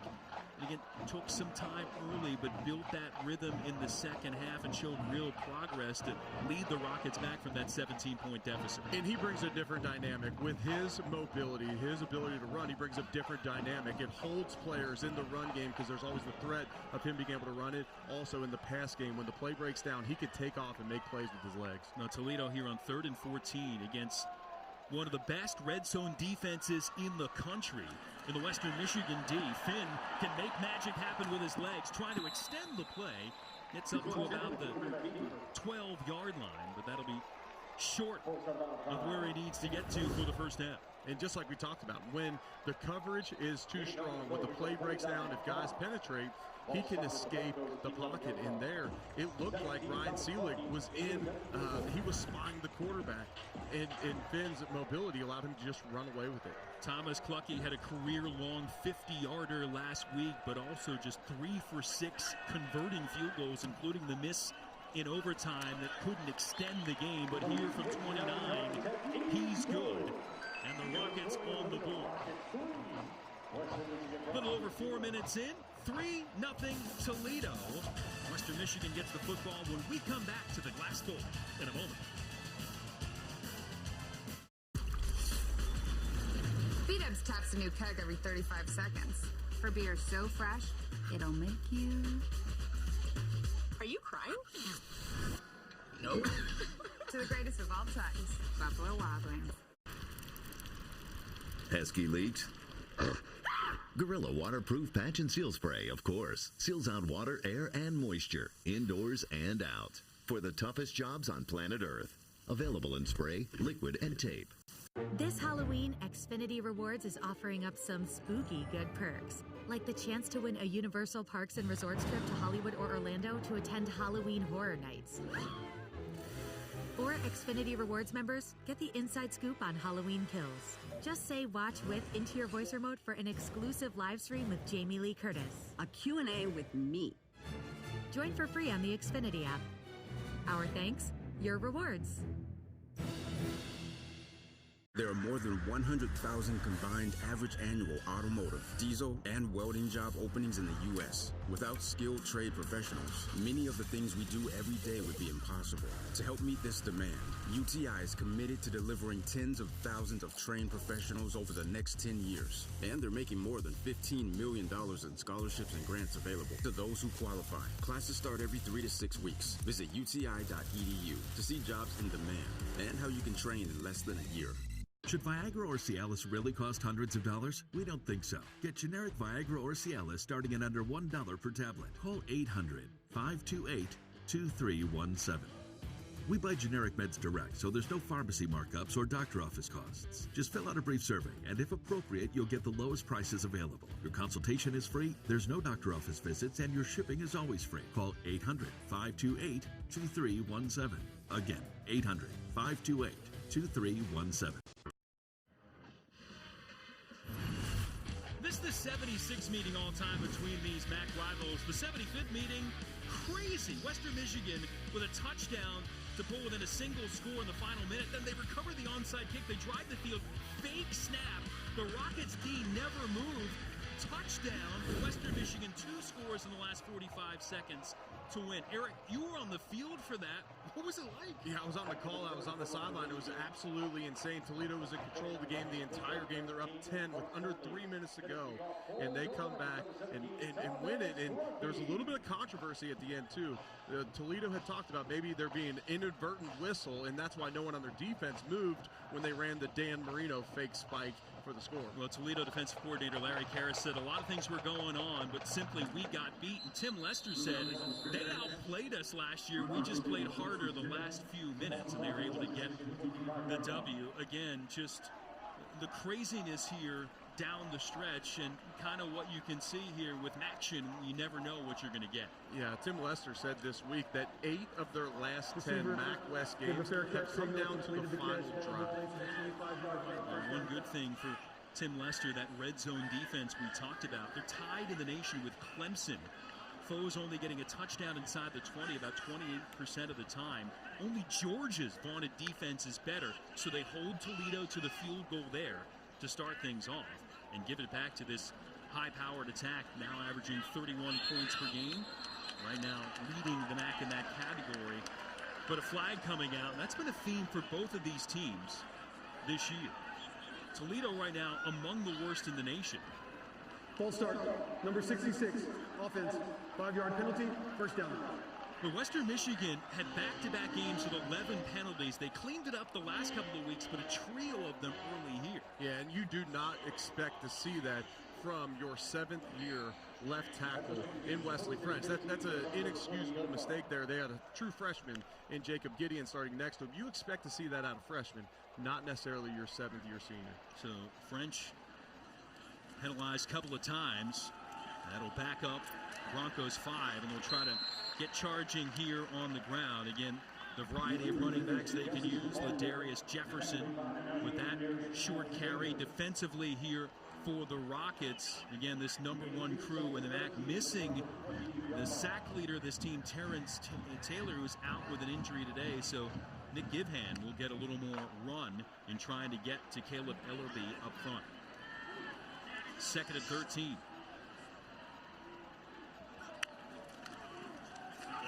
Quick out.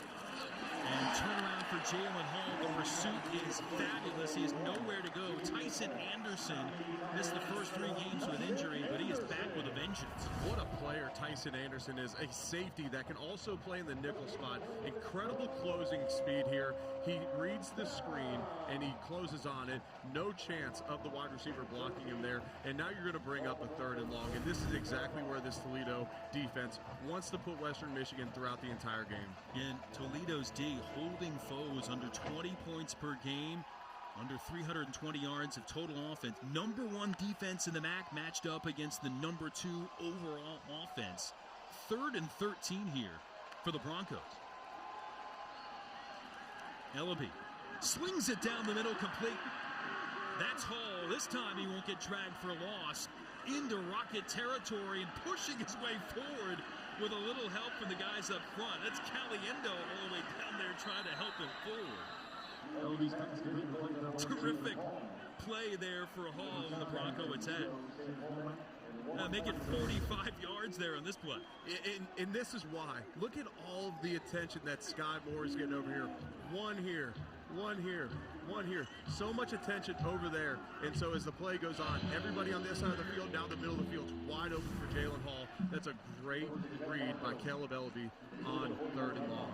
Well, a lot of respect for Sky Moore. Leads the MAC 6th in the nation in catches with 49 coming in, but Hall is certainly adept. He had 5 grabs, 144 yards at a touchdown last week. Ellaby forced to just lay down back to the line of scrimmage for no gain. And Deswan Johnson penetrated right off the snap there. He's a very small defensive tackle, only 265 pounds, but his quickness allows him to penetrate there. And this is a guy that was once committed to Western Michigan. And from what we heard from the Western Michigan coaches, he always shows up in this game. Yeah, he has delivered this year, leads the Rockets in tackles for loss, tied for first in the conference, among the top 30 in the nation in that category. You're on 2nd and 10. Steady diet on the ground, and again, front line of the Rockets holding up strong, and Jonathan Jones coming from his middle linebacker spot to make the stop. 3rd and long ahead here for the Broncos, 42% converting on 3rd downs this year. And this defense a couple of years ago was not great, but under Larry Karras, they have become a fixture in the top of the rankings in the MAC and rising up in the nation, especially in that scoring D department. And last year was his first year, and with COVID, he didn't have the proper time to install his system. He said this year, now there's complete buy-in, and their word they talk about is elite. They want to be an elite defense, and they are so far this year. 3rd and 8. Ellaby, pressure, eludes the rush, and just throws it deep into the sidelines to avoid the sack. And Johnson was coming strong again. Deswan Johnson right on cue again, able to get by Deathridge in the pocket, forces Ellaby to scramble out. Nobody open on the outside, forced to throw it away. Great hold by this Toledo defense. So Tim Lester chatting with Caleb Ellaby. And the Broncos attack, piling up 64 points. Over 600 yards of total offense and 32 first downs last week. Again, stymied here by the Rocket defense thus far. Punt from Mahalik. High hanger. And the fair catch coming about the Rocket 15-yard line by Matters. Time out here at the Glass Bowl. Toledo ahead at this juncture. You're watching college football on CBS Sports Network, presented by the Home Depot.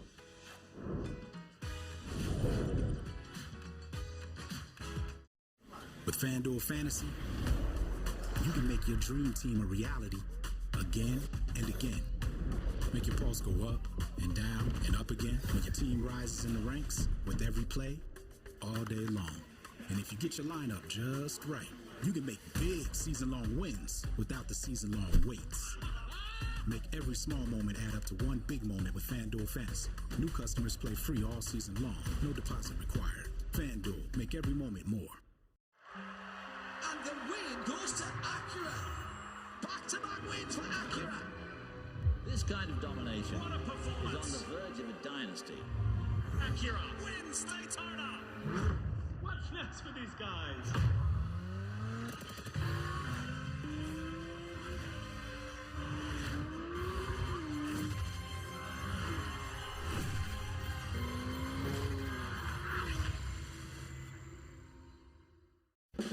I like to get up to 30% off my auto insurance with Safe Pilot. Mr. Gronkowski, USAA is for the military community and their families. That's what makes us special. Oh, but I'm special.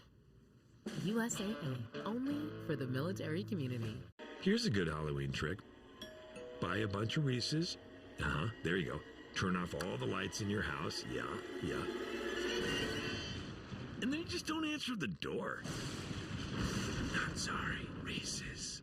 Ready to experience new career growth and the joy of helping others? As the #1 brand in property damage restoration, ServPro is dedicated to restoring hope to those who need it most. And we need you to join our team. We have thousands of jobs available with premium compensation and the opportunity to move into management and even ownership. And access to the best training available. No industry experience required. Visit ServProCareers.com to see how we take care of people who take care of people.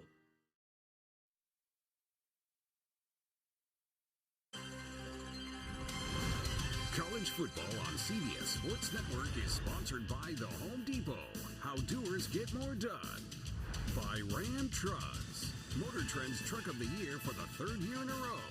And by Geico. 15 minutes could save you 15% or more on car insurance.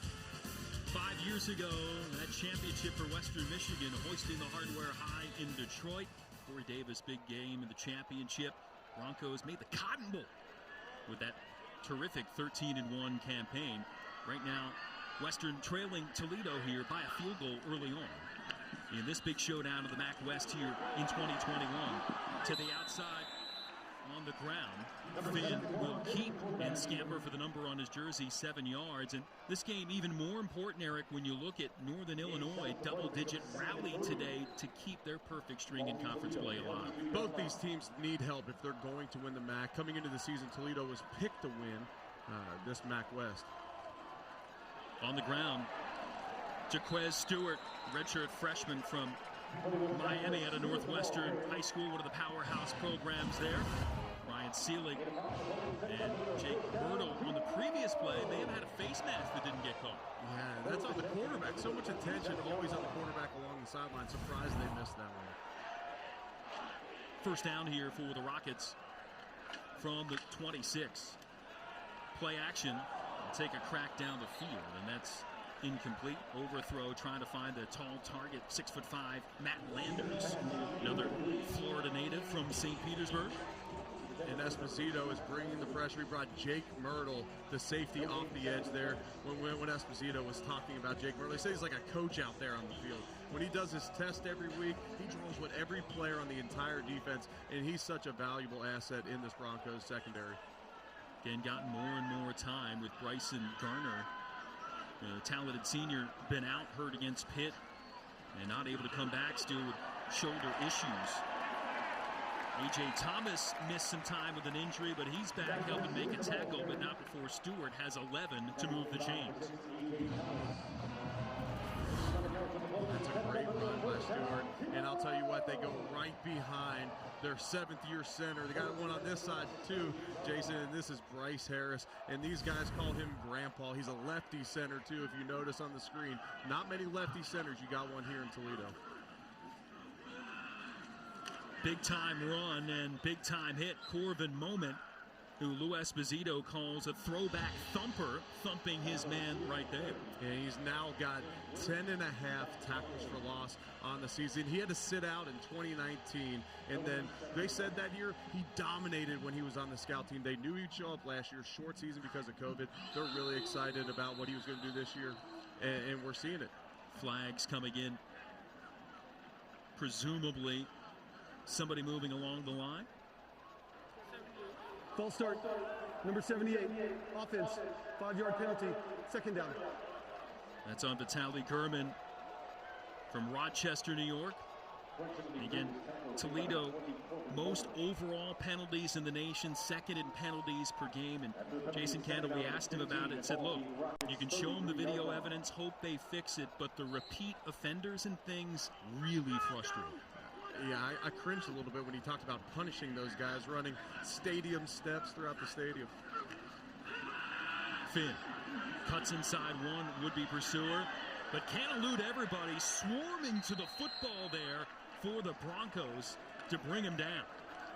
Moment again helping lead the charge, but he had a lot of company.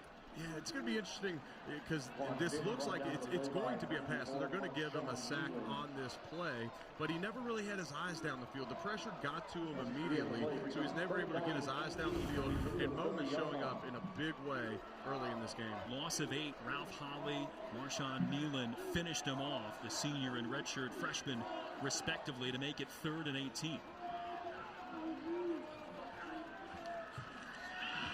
4-man rush here for the Broncos, trying to get to Finn again. Extending the play, coming near side. Launches it, but well over the target. That was Mitchell. And punt time coming up for the Rockets. Only a 4-man rush there for the Broncos, but they're able to get around the left tackle and that's Mitchell Berg, and that's Ali Fayyad. He's an excellent pass rusher from Western Michigan. Flushes him out to his left, the right-handed quarterback rolling to his left. It's going to be really hard for him to make an accurate throw down the field in that situation. So Finn will sit and chat about it with the offensive brain trust here of Toledo and trying to get this young quarterback some more experience. Punt from Flint, who averages about 42.5 yards per kick, and flag going to come down. Clearly interference there. And trying to field it was Bryce Nunnally and had no shot.